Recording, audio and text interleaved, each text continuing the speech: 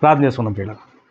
సర్వోన్నతుడ సకల ఆశీర్వాదాలకు కారణభూతుడైన మా తండ్రి, మీ పరిశుద్ధమైన అతి శ్రేష్టమైన ఘనమైన నామానికి మా ప్రభువును మీ ప్రియకుమారును లోకరక్షకుడైన యేసుక్రీస్తు వారి శ్రేష్టమైన మహోన్నతమైన నామం పేరిట కృతజ్ఞత స్థుతులు స్తోత్రాలు తండ్రి. గతించిన కాలమంతా మీ సజీవ లెక్కలో మమ్మల్ని దాచారు, కాచారు, కాపాడారు. ఏ అపాయము సంభవించకుండా తండ్రి మరి ఆయుష్ ఇచ్చి తండ్రి ఆయన మరి బలాన్ని శక్తినిచ్చి ఇంతవరకు నడిపించి నిలబెట్టి ప్రభువా ఈ గృహానికి తండ్రి మా ఆత్మీయ సహోదరి మరి అక్కడిని ప్రేమించి మీరు ఏర్పడేసి కూడికి మాకు నడిపించిన దాన్ని బట్టి మీకు వందనాలు తండ్రి. ఈ సమయం ప్రభునైనా మీరు ఇచ్చిన తండ్రి, మేము అనుకుంటే వచ్చింది కాదు, ఎన్నో రోజుల నుంచి మేము అనుకుంటూనే ఉన్నాం. అయినప్పటికీ ఈరోజు ఇక్కడ మేము అందరం కూడుకోవాలన్నది మీ సంకల్పం తండ్రి. ఇది మీ చిత్త ప్రకారం మీరు జరిగించారని నమ్ముతున్నాం తండ్రి. కేవలం మేము నిమిత్త మాత్రులము, మేము ఏమీ చేయలేని వారం ప్రభువా, సమస్తం జరిగించే వారు మీరే తండ్రి. ఎంతవరకు తండ్రి ప్రార్థన ద్వారా కీర్తనల ద్వారా నామను మహింపరుచుకున్నాం తండ్రి. కొద్ది నిమిషాలు విలువైన నీ మాటలు తండ్రి నీ బిడ్డలకు బోధించుండగా నాకు మరి ముఖ్యంగా నీ ఆత్మ సహాయమును, నీ పరిశుద్ధాత్మ సహాయం మెండుగా నాకును వింటున్న నీ బిడ్డలందరికీ దయచేయమని విత్తబడుతున్న తండ్రి నీ ఒక వాక్యాన్ని తండ్రి మరి మా అందరి హృదయాల్లో 30 60 100 ఫలింపజేయమని మరి ప్రతి విషయాన్ని తండ్రి అయినా మాకు మీరే అర్థం చేయించడానికి మీ ఆత్మశక్తిని, మీ వాక్చాతుర్యాన్ని తండ్రి అయినా నాకును దయచేయమని వింటున్న బిడ్డలందరికీ తండ్రి అర్థమగు రీతిలో ప్రభు బోధించక కృప చూపించమని ఇక్కడ చేరవచ్చిన ప్రతి కుటుంబాన్ని ప్రతి బిడ్డని దీవించి ఆశ్రయించి మీరే మహిమ ఘనత ప్రభావాలు పొందుకోమని యేసుక్రీస్తు ప్రభు వారి పేరిట ఈ ప్రార్థనలు అడిగి వేడుకుంటున్నాం మా కన్న తండ్రి, ఆమేన్. కూడి వచ్చిన ప్రియమైన దేవుడి పిల్లలందరికీ ప్రభు యేసునామములో వందనాలు. ప్రియులారా, దేవాదేవుడు మనల్ని ప్రేమించి మనకి ఇచ్చిన మరొక ఈ సమయంలో మరి ఈ విధంగా మనం అందరం కూడుకోవడం అనేది దేవుడు మనకి ఇచ్చినటువంటి గొప్ప ప్రేమ. ఎన్నో రోజులు అనుకున్నప్పటికీ, ఎన్ని రోజుల నుంచి అనుకుంటున్నప్పటికీ దేవుడు తన చిత్త ప్రకారం ఆయన సంకల్పం ఎప్పుడుందో, ఆయన యొక్క ఇష్టం ఎప్పుడో అప్పుడు మాత్రమే అది నెరవేర్చడం జరుగుతుంది. అందుకే నా తలంపులు మీ తలంపులు ఒకటి కాదని అన్నాడు దేవుడు. సో మనం ఎన్నో తలంచుకుంటాం. అలాంటప్పుడు ఆయన తలంపులకు ఏదొస్తే అదే నెరవేరుతుంది తప్ప మన తలంపులు ఎందుకు పనికిరావు. రైట్. గతించిన దినాలలో మనం ఏ పుస్తకం ధ్యానించామమ్మా? హబక్కూకు. రైట్, బాగుంది కదా, అర్థమైంది కదా. రైట్. అది చదివినప్పుడల్లా ఆ యొక్క చరిత్ర ఏదైతే ఉందో దానితో ముడిపడిన చరిత్ర. ఏ ప్రవక్త కూడా ఊరకనే ఏ ప్రవచనం ప్రవచించడు. ఇది మొట్టమొదట మనం అందరంగా గుర్తుపెట్టుకున్న ప్రాథమికమైన సూత్రం. ఏ ప్రవక్త అయినా సరే దేవుని చేత ఒక ప్రవచనం చెబుతున్నాడు అంటే, ఒక హెచ్చరిక కానివ్వండి, ఒక మంచి విషయం కానివ్వండి చెబుతున్నారు అని అంటే ఖచ్చితంగా దేవుడు అక్కడ చెబుతున్నది దేవుడు తప్ప, ప్రవక్తను వాడుకుని చెప్తున్నాడు తప్ప ప్రవక్త ప్రమేయం ఏమీ లేదు. అక్కడ ఏదో ఒక సమస్య ఉండబట్టో, లేకపోతే వారు చేసిన ఘోరమైన పాపాలు అధికం అవడం బట్టో, వారి దోషం దేవుని దృష్టికి మరి తీవ్రతరం అయిపోవడాన్ని బట్టో దేవుడు ఒక ప్రవక్తను ఎన్నుకోవడం మనం చూస్తాం. అలాగే హబక్కూకు గ్రంథం మనం చూస్తాం. అందులో ప్రవక్త అయినటువంటి హబక్కూకు గారు చేసినటువంటి ఆ వాదోపవాదాలు, దేవునికి ఆయన వేసిన ప్రశ్నలు, అలాగే ఆయన ద్వారా పొందుకున్నటువంటి సమాధానాలు, తర్వాత ఆయన పడినటువంటి ఆ రియలైజేషన్, పశ్చాత్తాపడి దేవుని ఏ విధంగా ఎంత లోతుగా అర్థం చేసుకున్నాడో మనకు బాగా తెలుసు. ఆ హబక్కూకు గ్రంథం చదివితే మనకు అర్థమవుద్ది. నెక్స్ట్ ఈరోజు మనం ధ్యానించబోతున్నటువంటి గ్రంథం యోవేలు. ప్రియులారా, యోవేలు పాత నిబంధన గ్రంథంలో, పాత నిబంధన పుస్తకంలో మరి ఉన్నటువంటి యోవేలు గ్రంథం మరి హోషేయ తర్వాత ఉంటుంది. ఈ యోవేలు గ్రంథం 3 అధ్యాయాలు కలిగినటువంటి ఒక చిన్న పుస్తకం. అయితే ఇక్కడ మనం చరిత్ర మాట్లాడుకున్నప్పుడు చిన్న ప్రవక్తలు పెద్ద ప్రవక్తలను మాట్లాడుకుంటాం. అందులో ఈయన ఒక చిన్న ప్రవక్తగా మనం చూస్తాం. ఎందులో చిన్న ప్రవక్త అని అంటే కేవలం పుస్తక విషయంలో మాత్రమే చిన్న ప్రవక్త. అలాగే హెచ్చు తగ్గుల్లో దేవునికి చిన్న ప్రవక్త పెద్ద ప్రవక్త అని ఏ తారతమ్యం దేవునికి లేదు. దేవునికి ప్రతి ప్రవక్త ప్రవక్తే. అది చిన్న పని అయినా పెద్ద పని అయినా వారికి ఇచ్చినటువంటి ఆయా సమయాలను బట్టి దేవుడు వారిని వాడుకున్న కాలాన్ని బట్టి మరి వాళ్ళు ప్రవక్తలు చిన్న ప్రవక్తలుగా పెద్ద ప్రవక్తలుగా ఈ పుస్తకాలను బట్టి మనకి అర్థమవుతుంది ప్రియులారా. సో ఒక చిన్న ప్రవక్తల్లో ఒకడైనటువంటి ఈయన మరి యోవేలు గారు. ఈ యోవేలు అనే మాటకి అర్థం మనం చూస్తే, యోవేలు అనే మాటకి అర్థం యెహోవాయే దేవుడు. ఏమండి? యోవేలు అనే మాటకే యెహోవాయే దేవుడు, వేరొక దేవుడు లేడు. యెహోవాయే దేవుడు అంటే వేరొక దేవుడు లేడు అని అర్థం. ఏమండి? ఇలాంటి ఈ యోవేలు అనే పేరు ఒక పరిపాటిగా చాలామంది ఇశ్రాయేలీలు పెట్టుకోవడం మనం చూస్తాం. యోవేలు అనేవారు ఈయన ఒక్కరే కాదు, కానీ యోవేలు అనే ఈ సాధారణమైన పేరు అనగా దేవుణ్ణి స్తుతించి ఆయన్ని ఉన్నాడని చెప్పడానికి మరి యొక్క సాదృశ్యంగా పిలువబడుతున్న ఈ పేరు ఏదైతే ఉందో, ఈ పేరు అనేక మందికి పెట్టబడింది. మనందరికీ తెలిసిన ఒక గొప్ప ప్రవక్త సమూయేలు గారు. సమూయేలు గారు కొడుకు పేరు కూడా యోవేలు. ఒకసారి అక్కడికి వెళ్ళి ఆయన ఒక్క గురించి చూద్దాం. ఆయన పేరు అదో కాదో చూసి ఇక్కడికి వద్దాం. చూడండి, సమూయేలు మొదటి గ్రంథం సమూయేలు మొదటి గ్రంథం 8వ అధ్యాయము. సమూయేలు మొదటి గ్రంథం 8వ అధ్యాయము 2వ వచనం చూద్దాం. ప్రారంభ వచనం చూద్దాం ప్రియులారా. సమూయేలు వృద్ధునైనప్పుడు తన కుమారులను ఇశ్రాయేలీయుల మీద న్యాయాధిపతులుగా నియమించెను. అతని పెద్ద కొడుకు పేరట ఏం పేరట? పేరు యోవేలు. చాలు మనకు చాలు. వీళ్ళు మరి రెండవ పేరు అబియా ఉంది కదా, వీళ్ళిద్దరూ ప్రధాన న్యాయాధిపతులుగా బహెర్షబాలో మరి న్యాయాధిపతులుగా మరి సమూయేలు గారు నియమిస్తారు. అయినప్పటికీ దేవుడి దృష్టికి అనుకూలంగా నడుచుకొనక తన తండ్రి ఎంతైతే దేవునికి సేవ చేశాడో అంతకంటే ఎక్కువగా వీళ్ళు దుర్మార్గంగా దేవునికి వ్యతిరేకంగా బ్రతకడం మనం చూస్తాం. చూసారా? పండిత పుత్ర పరమ సొంటలు అయిపోయారు వాళ్ళు. ఎంత గొప్పవాడో సమూయేలు ప్రవక్త. అయినప్పటికీ ఈయన కడుపున ఇలాంటి వారు పుట్టడం అంటే మరి ఆ పెంపక లోపం మరి ఎవరిదో తెలియదు, మరి తల్లి లోపమో తెలియదు, మరి పెరిగిన వాతావరణం తెలియదు. మొత్తం మీద ఒక చెడు ప్రభావాన్ని మనసులో పెట్టుకుని ఈ యోవేలు అబియా అనేవారు నిలబడడం మన చరిత్రలో చూస్తాం. ఈయన ఒకరు చూస్తే ఇంకా ఈ యోవేలు అనే పేరు కలిగిన వాళ్ళు ఇంచుమించు ఒక 13 మంది వరకు మనకు బైబిల్ గ్రంథంలో 13-14 మంది వరకు మనకి బైబిల్లో కనిపిస్తారు. మనకు చరిత్ర చూసుకుంటే మనకు అర్థమవుద్ది. ఈ యోవేలు అనే మాటకి మనం చూసాం అర్థం ఏంటంటే యెహోవాయే దేవుడు. అలాగే ఈ పుస్తకానికి ఉన్న స్పెషాలిటీ ఏంటంటే ప్రియులారా, ప్రవక్తల పుస్తకాలన్నింటిలో మొట్టమొదటిగా రాయబడినటువంటి పుస్తకంగా ఈ యోవేలు గ్రంథాన్ని మనం చెప్పుకోవచ్చు. ఎందుకంటే మరి ఇది ఈ కాలాన్ని మనం ఆలోచిస్తే, ఈ పుస్తకం ఎప్పుడు రాయబడిందనే కాలం మనం ఆలోచిస్తే ఇది ముందు రాయబడిందా వెనక రాయబడిందా అనే విషయం కూడా మనకు అర్థమవుతుంది. అంతే కదా? ఈ కాలం ఆలోచించాలంటే మరి గతించిన హబక్కు గ్రంథం కాలం ఏం కాలం చెప్పుకున్నాం, ఏమన్నా గుర్తుందా మీకు? 500 చెప్పక హబక్కు గ్రంథకాలం ఎంత? 609 నుంచి 598 వరకు ఈ మధ్య కాలంలో హబక్కు గ్రంథం రాయబడింది. మరి ఎలాగా మనం దీన్ని చూసుకున్నామంటే అక్కడ జరిగిన ఆ సిచ్యువేషన్స్ బట్టి, ఆ పరిస్థితిని బట్టి మనం అక్కడ చూసాం. కొన్ని గ్రంథాలు ఈజీగా మనకు అర్థమైపోతాయి. ఎలాగంటే అక్కడ ఉన్న రాజుల పేర్లను బట్టి, ఆ కాలాలను బట్టి మనకి ఏ కాలంలో ఈ గ్రంథం రాయబడిందో మనకు తెలుస్తుంది. ఒకసారి యోవేలు గ్రంథం పక్కన ఉన్న గ్రంథాలు ఏమున్నాయి? ఆమోస్ ఉంది చూడండి. ఆమోస్ చూడండి. ఉదాహరణకు మీకు ప్రారంభ వచనంలో యోధా రాజుని ఉజ్జియా దినముల్లోను ఇశ్రాయేలు రాజుకు యెహోయాషు కుమారుని యెరోబాము దినముల్లోను భూకంపం కలుగుటకు 2 సంవత్సరాల ముందు. చూసినంత క్లియర్గా అంచడం అంటే ఏ సంవత్సరాల్లో జరిగినాయి, ఎప్పుడు జరిగింది, దేనికి ముందు తర్వాత జరిగిన విపత్తులు ఏంటి, ఇవన్నీ కూడా మనకే కనిపిస్తున్నాయి. సో దీన్ని బట్టి కాలం మనం అంచనా వేసుకోవచ్చు. కానీ ఇక్కడ యోవేలు గ్రంథంలో కాలం అసలు మనకి చాలా మరి అంచనా వేయడానికి కూడా మనకి ఇక్కడ రాజుల పేర్లు లేవు. రాజుల పేర్లు లేనప్పుడు మనం ఎలా అంచనా వేసుకోవాలి అని అంటే అక్కడ జరిగిన సంఘటనలను బట్టి, ఆ సంఘటనలను బట్టి మనం ఈ కాలాన్ని అంచనా వేసుకోవచ్చు అనే విషయం గతించిన తరగతిలో మీకు చెప్పడం జరిగింది. మరి ఎప్పుడు జరిగింది, అసలు ఎప్పుడు రాసుంటాడు ఈ యోవేలు గ్రంథం ఎప్పుడు రాసుంటాడు అని అంటే ఇక్కడ చూడండి. ఈ 3 అధ్యాయాలలో ప్రప్రథమంగా ఏ రాజు పేరు మనకు కనిపించదు, ఏ పేరు మనకి కనిపించదు. కానీ అక్కడ ఎక్కువగా మనకు కనిపించే పదం ఏంటంటే యోధా పెద్దలారా, లేకపోతే పెద్దలారా దేశపు కాపురస్తులారా.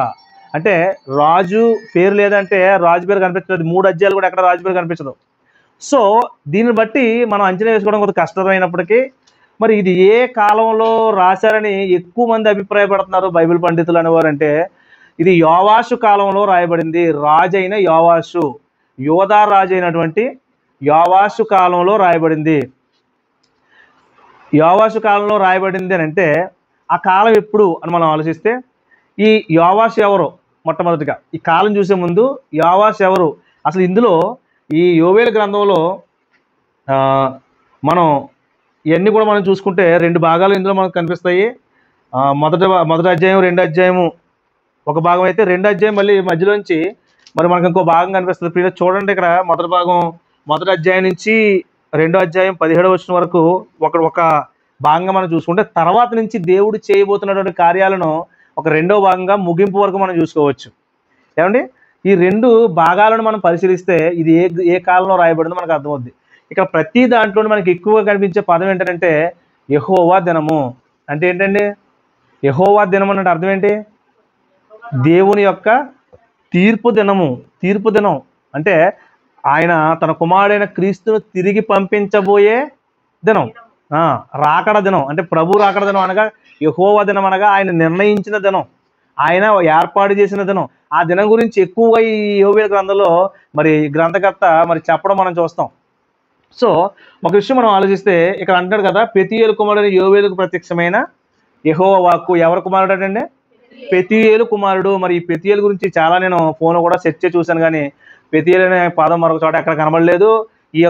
ఈయన వివరాలు మరో చోట ఎక్కడ కూడా కనబడలేదు, రాయబడలేదు. ఏదేమైనప్పటికీ దేవుని చేత ఎన్నుకోబడిన ప్రవక్త, దేవుడితో మరి సహవాసం కలిగి, దేవునితో సంబంధం కలిగి, ప్రవక్తగా దేవుని చేత ఎన్నుకోబడి ఒకనాటి యోధ జాతికి, యోధ ప్రజలకు, ఆ యోధ యెరూషలేము దేశాలకు మరి ప్రవక్తగా పనిచేసినటువంటి యోవేలు గారిని మనం చూస్తున్నాం. దేవుడు రాయించాడు. అది మనం ఆలోచిస్తుంటే కొన్ని విషయాలు మనకు అర్థమవుతున్నాయి, కొన్ని విషయాలు దేవుడు మనకి ఇవ్వలేదు కాబట్టి విడిచిపెడదాం. ఇక అంటాడు 2వ వచనం చూడండి, పెద్దలారా ఆలకించుడి, దేశపు కాపురస్తులారా మీరందరూ చెవియొగ్గి వినుడి. ఇలాంటి సంగతి మీ దినంలో కానీ మీ పితరుల దినంలో కానీ జరిగినదా?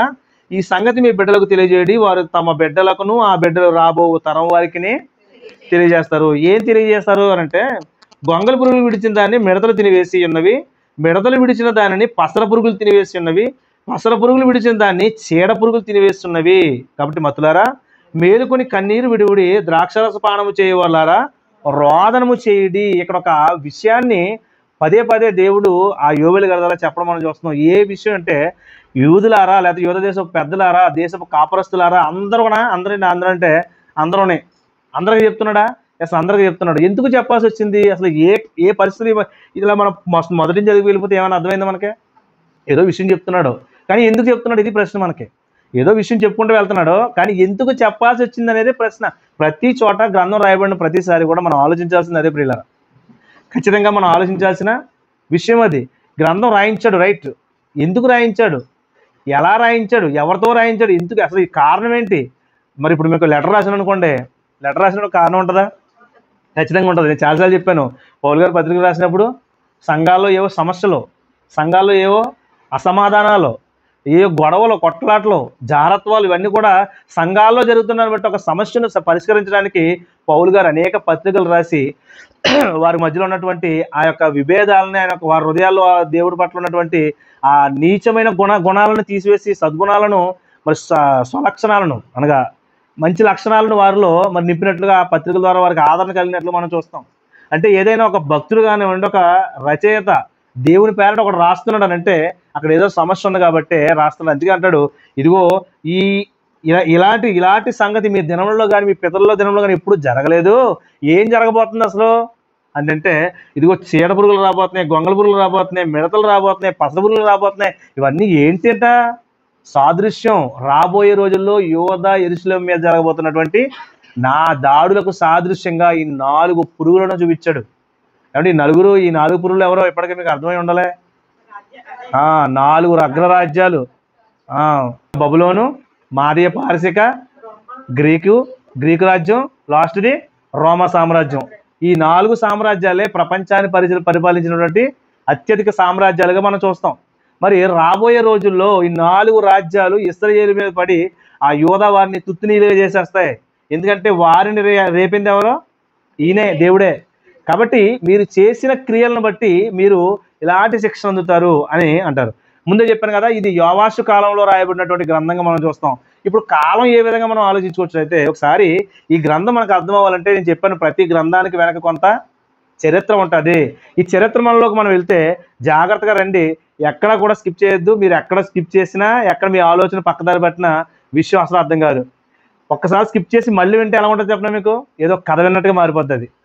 చరిత్ర తెలుసుకోవాలన్నప్పుడు హృదయాలు కేంద్రీకరించి, హృదయాలు ఎక్కడే పెట్టి ఏం చెబుతున్నాను, నేను ఎక్కడికి వెళ్తున్నాను, నాతో పాటు మీరు కూడా వస్తేనే అది అర్థమవుద్ది. అది అరణ్యంలోక, లేకపోతే ఎర్ర సముద్రంలోక, లేకపోతే ఐగుప్తు దేశంలోక, అశ్షూరు చెరలోక, నెబుకద్నెజరు బబులోని చెరలోక, ఎక్కడికైనా నేను ఎక్కడికి వెళ్తున్నా నాతో పాటు మీరు వస్తేనే అర్థమవుద్ది. ఒక్కసారి నువ్వు వెళ్ళి నేను వెనకాల వస్తానన్నారు అనుకోండి, ఏమవుద్ది? దారి తెలియదు. అది నేను వెళ్ళేది ఏ దారి వెళ్ళినా ఆ దారి తెలియక ఎక్కడో మొత్తం వెంటనట్టు ఉంది, ఏదో వినబడుతుంది అనిపిస్తుంది. మీకు బాగా అర్థం కావడానికి చెప్తున్నాను. రైట్, చరిత్రలోకి వెళ్దాం. ఈ యోవాషు కాలం అనే కాలం మనం ఆలోచిస్తే మనకు మొట్టమొదటిగా గుర్తు రావాల్సిన ఒక దుర్మార్గురాలైన స్త్రీ అతల్యా ప్రియ. అతల్యా కాలంలోనే యోవాషు పుట్టాడు. మరి ఎవరి అతల్యా, ఎవరి యోవాషు అంటే బాగా దూరపు సంబంధం ఏం కాదు, కానీ దగ్గరుడే, సొంత మనవడు. చూడండి, దినవృత్తాంతాల 2వ గ్రంథం ఇటు సొంత మనవడికి యోవాషుకి అతల్యాకు ఉన్న సంబంధం ఏంటి, దేవుడు ఎలా రాయించాడని మనం ఆలోచిస్తే పిల్లరా, యెహూ అనే ఒక వ్యక్తిని దేవుడు ఎన్నుకొని మరి ఈ యొక్క అహబు యెజబేలు యొక్క సంతానం ఎవరైతే ఉందో అతల్యా ఎవరంటే ఎవరికి కూతురు అంటే ఇవిడి అహబు యెజబేలు కుమార్తె. ఎంత గొప్ప సంతానం అండి, ఎంత గొప్ప వ్యక్తులకు పుట్టిన సంతానం కదా, ఎంత గొప్పవారో కదా వాళ్ళు, ఎంత దుర్మార్గులు అంటే ప్రియులారా, అటువంటి వారు అసలు భూమి మీద ఎక్కడ ఉండరేమనిపిస్తుంది, అంత దుర్మార్గులు. దేవుడు ఆ యెజబేలుని మర్చిపోకుండా మరి ప్రకటన గ్రంథంలో కూడా ఆ యెజబేలుని గురించి రాయించాడనంటే అది ఎంత దుర్మార్గురాలో మనకు అర్థమవుతుంది. అటువంటి దుర్మార్గులు ఆయన రాలేనటువంటి యెజబేలు కడుపున పుట్టిందే అతల్యా. అహబు అలాగే యెజబేలు యొక్క కుమార్తె ప్రియులారా. ఈ యెజబేలు ఎవరు అంటే ఆవిడ ఇశ్రాయేలీయులు కాదు కానీ అదొక సీదోనురాలు. కాబట్టి ఈ అహబు గర్వించిన వాడే లేకపోతే హృదయం చెడిన వాడే యెజబేలుని పెళ్లి చేసుకున్నప్పుడు వారిద్దరికి పుట్టినటువంటి సంతానమే అతల్యా. ఈ అతల్యా గురించి మనం చూస్తే 5వ వచనంలో యెహోరాము ఏలన ఆరంభించినప్పుడు 32 ఏండ్ల వాడు అతడు యెరూషలేములో 8 సంవత్సరాలు ఏలను. అతడు అహబు కుమార్తెను పెళ్లి చేసుకుని, అహబు కుమార్తె అంటే ఎవరిని పెళ్లి చేసుకున్నాడు, యెహోరాము అతల్యాని పెళ్లి చేసుకున్నాడు. ఇక్కడ అహబు యెజబేలు ఎలాగో అతల్యా యెహోరాము అలా ప్రియులారా.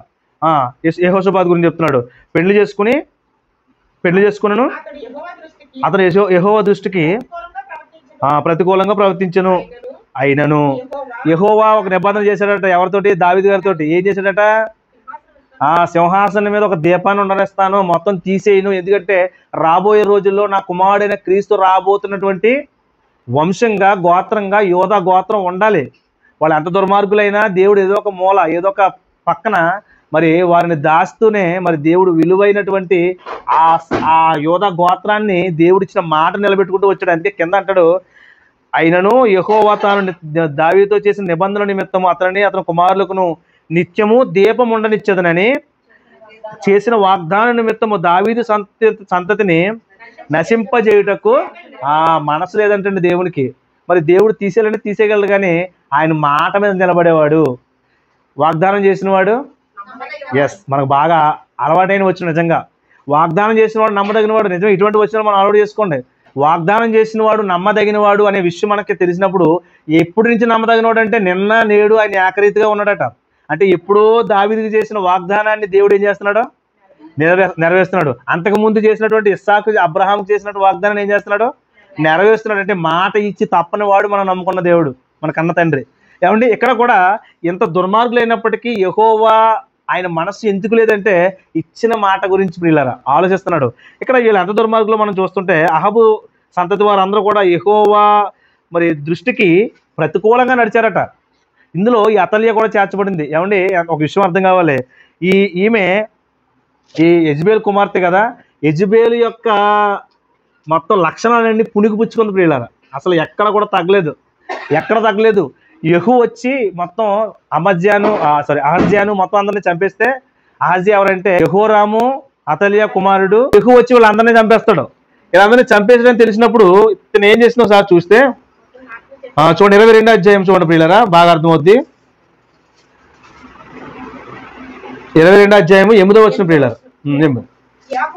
యెహూ అహబు సంతతి వారి మీద తీర్పు తీర్చుటకై వచ్చినప్పుడు అతడు యోధావారి అధిపతులను అహజ్యాకు పరిచారకులుగానున్న అహజ్యా సహోదరుల కుమారులను చూసి వారిని నాశనం అతను చేసినట్టండి. అతడు అహజ్యాను వెతికెను. అతడు షోమ్రోనులో దాగి ఉండగా వారు అతన్ని పట్టుకుని యెహూను వద్దకు తీసుకుని వచ్చిరి. వారు అతన్ని చంపిన తర్వాత ఇతడు యెహోవాను హృదయపూర్వంగా వెతికిన యెహోషాపాతు కుమారుడు కదా అనుకుని అతను పాతిపెట్టారు. కాగా రాజవీరుడు అహజ్యా ఇంటి వారు ఎవరును లేకపోయారంటే యోధాలో రాజు ఏడడానికి రాజు లేనటువంటి కాలం అది. ఏమంటే ఎందుకు మనం ఇప్పుడు ఏం చూస్తున్నామంటే, ఏం పరిచేస్తున్నామంటే ఈ గ్రంథం ఏ కాలంలో రాయబడింది అనే విషయం కోసం మనకి వెళ్ళాం మనం. ఇక్కడ ఎవరు లేరు, లాస్ట్ లైన్ బాగా చదవండి. కాగా రాజ్యమేలుటకు అహజ్యా ఇంటి వారికి ఎవరును లేకపోయిరి. కాబట్టి అహజ్యా తల్లి అయిన అతల్యా తన కుమారుడు చనిపోయినని వినినప్పుడు ఆమె లేచి యోధావారి సంబంధులకు రాజవంశం అందరినీ ఏం చేసిందంటే పిచ్చేయండి, పిచ్చంటరా, ఖచ్చితంగా పిచ్చే. ఎందుకంటే ఏ కాంక్ష ఉందంటే పదవీ కాంక్ష ఉంది. ఎప్పుడు సింహాసనాన్ని అధిష్ఠించాలన్న ఒక పదవీ కాంక్ష ఎవరికి ఉందట? అతల్యాకు ఉంది. ఇవి దుర్మార్గులు, ఎంత దుర్మార్గులు మనం ఆలోచిస్తున్నాం. కాబట్టి ఈ గడ్డు పరిస్థితుల్లో తన కుమారుడు చనిపోయాడు, అహజ్యా లేడు అనే మాట ఎప్పుడైతే ఉందో సొంత వారినే చంపేసింది. అంటే సొంత వారినే చంపేసింది అంటే మరి యెహోరాము చేసుకున్నప్పుడు మరి ఈవిడ కూడా యూదా జాతిలోకి వచ్చింది కదా, మరి సొంత వారిని చంపేసుకుందంటే అందరినీ చంపేసింది, ఎవరూ లేరు. అందులోనూ స్పెషాలిటీ ఎంత చెప్పాను, తన ఎవరూ లేరని చెప్పారు కదా, ఎవరూ లేరు అనుకున్నాం కదా, ఎవరూ లేకుండా ఉండరు. ఎందుకంటే దావీదు వంశము యూదా గోత్రం ఇవ్వాలి, కొనసాగాలి. ఆ గోత్రం నుంచే క్రీస్తు అనే ఒక మహానుభావుడు ఈ భూమి మీదకి రావాలి. సో దేవుడు ఇలాంటి సిచ్యువేషన్ లో మనుషుల వల్ల కానప్పుడు దేవుడు ఏం చేస్తాడంటే తానే స్వయంగా కలగజేసుకుంటాడండి. అది చాలా అద్భుతంగా ఉంటుంది. అది ఎవరైతే అనుభవిస్తారో ఆ ఫీలు, నిజంగా ఆ అద్భుతమైనటువంటి ఆ అనుభవం ఎవరికైతే జీవితాల్లో తెలుస్తుందో వాళ్ళు గొప్ప అనుభవం పొందుతారండి. నిజంగా మన జీవితాల్లో కూడా ఒక్కోసారి మన పరిస్థితులు చేయదాడిపోతుంటాయి. మనకి ఎవరో సహాయం రారు, మనకి ఎవరు కూడా మన చేతికి కనీసం ఒక మాట సహాయం కూడా వస్తే ఏమైపోద్దో అన్న దుస్థితిలో ఒకసారి వెళ్ళిపోతుంటాం మనం. అలాంటప్పుడు మనకు ఎవరు సహాయం తెలుసా? కొండల తట్టు నా కళ్ళు ఇచ్చిన నాకు సహాయము నీవే, నా కొండల తట్టు నాకు సహాయం ఎక్కడి నుంచి వస్తుంది తండ్రి, నువ్వే కదా నాకు సహాయకుడు అని భక్తుడైన దావీదు అన్నట్టుగా మనకి పరిస్థితులన్నీ దారులన్నీ మూసిపోయిన సమయంలో నేనున్నానని కలగజేసుకుని మన అక్కర తీర్చి మనల్ని ఆదుకునేవాడే మనం నమ్ముకున్న కన్న తండ్రి. విడివడు ఎడబాయడు, అందుకే నా దగ్గరకు వచ్చేవారని ఎంత మాత్రము త్రోసివేయను అనే వాగ్దానాలు, ఎంత గొప్ప వాగ్దానం దేవుడు మనకు చేశారు పిల్లల. మరి యోధా గోత్రం కొనసాగాలంటే బుద్ధిహీనమైనటువంటి దుర్మార్గులైనటువంటి అతల్య యూదులందరినీ చంపేస్తుంది. అక్కడ రాయబడిన చూడండి, ఆ యోధావారి సంబంధులకు రాజవంశాలందరినీ, అంటే రాజుకు మరొకడు అవడానికి వీల్లేదు. నెక్స్ట్ రాజు ఎవరెవరంటే రాజు కాదు రాణిగానే కూర్చోవాలని ఈ దుర్మార్గుల యొక్క మరి పథకం ప్రియులారా. ఈ పథకాన్ని తనగా రాణిగా నియమించుకుంది, తనకు తానుగా రాణిగా నియమించుకుని పట్టాభిషేకం చేసేసుకుని మరి ఆ పట్టపు రాణిగా ఆ యొక్క సింహాసనం మీద కూర్చుని 6 సంవత్సరాలు పరిపాలించింది ప్రియులారా. ఏమండి చూడండి. కాబట్టి రాజుల్లో మరి ఎవరు లేనప్పుడు ఎవరో ఒకరు మిగలాలి కదా, అలా మిగిలిన వాడే యోవాషు. ఈ యోవాషు ఎవరు కుమారుడు అంటే అహజ్యా కుమారుడు ప్రియులారా. సొంత మనవడు, నాయనమ్మ అవుద్ది నానమ్మ. మరి నానమ్మ యోవాషుని కూడా చంపాలని చూసిందంటే చూసిందిగా, అంటే కన్న పేగు కూడా, అంటే తన రక్త సంబంధమైన ఒక కడుపు తీపు కూడా తనకేమి లేదు, అసలు లేదు. మరి అహజ్యానే దుర్మార్గంగా పెంచడానికి ఏం చేసిందంటే నేర్పుచూ వచ్చిందట. మనం ముందు వెనకాల అధ్యాయం చూస్తే తన కుమారుడు దుర్మార్గంగా ప్రవర్తించడం కూడా నేర్పుచూ వచ్చెను అనే మనకి ఆ విషయం కనపడుద్ది. మీరు చదివితే అర్థమవుద్ది. సరే, ఆ విషయం పక్కన పెడితే ఎంత దుర్మార్గం అంటే సొంత కొడుకునే దుర్మార్గంగా పెంచడానికి పూనుకున్నటువంటి ఒక దుర్మార్గురాలైనటువంటి తల్లి, ఒక తల్లి ఎలా ఉండకూడదు అని చెప్పడానికి ఇదిగో ఈ అతల్యాన్ని చూపించవచ్చు అని ఒక చరిత్రలో ఒక గుర్తుగా మిగిలిపోయినటువంటి దుర్మార్గులైన తల్లే అతల్యా ప్రియులారా. ఈమె గురించి విన్నప్పుడు చాలా చాలా చాలా మనకు ఆలోచించదగిన విషయాలు ఉన్నాయి. ఎందుకంటే ఒక స్త్రీకి వివాహం అయిన తర్వాత, మరి ఒక బిడ్డకు తల్లి అయిన తర్వాత ఆ బిడ్డను ఎలా పెంచాలి, ఎలా మరి సంరక్షించుకోవాలి, ఏ మార్గాల్లో దేవుని యందు భయభక్తులు కలిగి పెంచాలి అనే విషయం మనం ఖచ్చితంగా చూడగలుగుతాం. ఈమెను చూసిన తర్వాత అమ్మో ఇలా పెంచకూడదేమో అనిపించేలా ఉంటుంది ఈమె చరిత్ర. సో భక్తులైనా భక్తిహీనులైనా దేవుడు ఒకరి గురించి రాయించాడనంటే వారి ద్వారా దేవుడు మనకి ఎన్నో పాఠాలు నేర్పిస్తున్నాడు. అది మంచిదైనా చెడ్డదైనా. మరి మంచివారిని చూసినప్పుడు ఇలా విధంగా మనం ఉండాలని దేవుడు నేర్పిస్తున్నాడు. చెడ్డవారిని చూసినప్పుడు అమ్మో ఇలా ఉండకూడదు, మనం ఇలాంటి జీవితాలు మనం అసలు జీవించకూడదు. మన పిల్లల్ని ఎలా పెంచాలంటే ఇదిగో ఒక మరియలా పెంచాలి, ఒక సారమ్మలా పెంచాలి, ఏమండి ఒక హన్నాలా పెంచాలి. ఇలా మనం ఆలోచించుకోవాలి తప్ప అమ్మో ఎలా పెంచకూడదంటే ఇదిగో ఇలా పెంచకూడదండి, ఒక అతల్యలా పెంచకూడదు, ఒక యెజబెల్లా పెంచకూడదు, ఒక నూతన నిబంధనకు వస్తే ఒక హేరోదియలా పెంచకూడదు అనే విషయం మనకు అర్థం కావాలి. తల్లులుగా విషయం మనకు జ్ఞాపకం పెట్టుకోవాలి పిల్లరా. ఏమండి కాబట్టి సొంత మనవన్నే చంపడానికి ప్రయత్నించింది. ఎందుకంటే పదవీకాంక్ష, సింహాసనం ఎక్కాలనే ఆ దుర్బుద్ధి తనను ఆ విధంగా చేయడానికి ప్రయత్నించింది. అప్పుడు మరి ఎవరు రంగంలోకి వచ్చారంటే సొంత కూతురు వచ్చింది ప్రియులారా. చూద్దాం కింద. సొంత కూతురు 11వ వచనం. అయితే రాజునకు కుమార్తె అయిన యెహోషబతు, ఈమె పేరేం పేరమ్మా? ఎవరు కుమార్తె? అతల్యా కుమార్తె. అతల్యా యెహోరాము యొక్క కుమార్తె. ఒక కూతురు కూడా ఉందంటే ఉంది. యోవాష్కి ఏమవుద్ది? ఎస్, మేనత్త. అంటే అహజ్యా యొక్క సహోదరి. మరి చిన్నదో పెద్ద మనకు రాయలేదు కానీ సహోదరి. అహజ్యా యొక్క సహోదరి యెహోరాము అతల్యాల కుమార్తె, యోవాష్ యొక్క మేనత్త. మరి ఇతను ఈమె భర్త కీ పాయింట్ ప్రియులారా, అక్కడ కీలక పాత్ర పోషించాడు. ఆయనే యాజకుడైన యెహోయాదా. గుర్తుపెట్టుకోవాలి అందరి పేర్లు. కన్ఫ్యూజ్ ఉంది కదా, మన ఇండియా పేర్లు అయితే బాగా గుర్తుంటాయి. అక్కడ ఎక్కడో ఇశ్రాయేలు పేర్లు ఎలా ఉంటాయి ప్రియులారా, ఒక్కోసారి అయితే పేర్లు నోరు కూడా తిరగవు, అలాంటి పేర్లు ఉంటాయి. కానీ ఏం చేస్తాం, కొంత చరిత్ర మనకు అర్థం కావాలంటే ఈ పేర్లు మనం దాటుకుంటే వెళ్ళాల్సిందే. ఆ పేర్లు తిరగకపోయినా కనీసం గుర్తుంటే సరిపోద్ది మనకి. సో యెహోయాదా అనే యాజకుడు ఎంత గొప్ప పాత్ర పోషించాడంటే యోవాషును దాయడంలోను, ఆయన పెంచడంలోను, ఆయన రాజుగా నియమించడంలోను ఎంత గొప్ప పాత్ర పోషించాడంటే ఒక ఉన్నతమైన దేవుని కార్యానికి వాడబడిన గొప్ప పాత్రగా మనకు కనిపిస్తుంది ప్రియమైన దేవుని వాళ్ళారా. ఏమండి, ఇతడు యెహోషాపాతు యొక్క భర్త. అంటే అతల్యా అల్లుడు యెహోషాపాతు యొక్క భర్త యోవాషుకు మేనమామ వరుస అవుతాడు. ఏమండి, వీళ్ళిద్దరు కలిసి ఏం చేశారంటే చూద్దాం 11వ వచనం. అయితే రాజు కుమార్తె యెహోషాపాతు అమజ్యా కుమారుడని యోవాషును హతులైన రాజకుమారుల నుండి దొంగిలించాల్సిన ఏంటి, రాజకుమారుడు కదండి, దొంగిలించాల్సిన అంత దొంగచారుగా పట్టుకునే పరిస్థితి ఏంటి? అక్కడ పరిస్థితి అలా ఉంది. మరి అతల్యా యొక్క క్రూరమైన స్వభావం రాజ్యమేలుతున్న సమయం, రాజ్యమేలుతున్న సమయం. ఆ రాజ్యమేలుతున్న సమయంలో క్రూరురాలటువంటి ఈమె బారిన పడకుండా మరి ఈ యెహోషాపాతు యెహోయాదా కలిపి అతను దొంగిలించి తీసుకెళ్లి దాయాల్సిన పరిస్థితిని చూడండి. దొంగిలించి అతని దాదిని ఒక పడకింటిలో ఉంచెను. యెహోరాము రాజకుమార్తెను యెహోయాదా అను యాజకుని భార్య అయిన యెహోషాపాతు అతల్యాకు కనబడకుండా అతనిని దాచిపెట్టెను గనుక ఆమె అతన్ని చంపలేక ఉండెను. చంపడానికి దేవుడు పర్మిషన్ ఇవ్వలేదు. దాస్తే మాత్రం దేవుడు దొరికిస్తే అని చెప్పండి, దేవుడు అప్పగిస్తే అని చెప్పండి.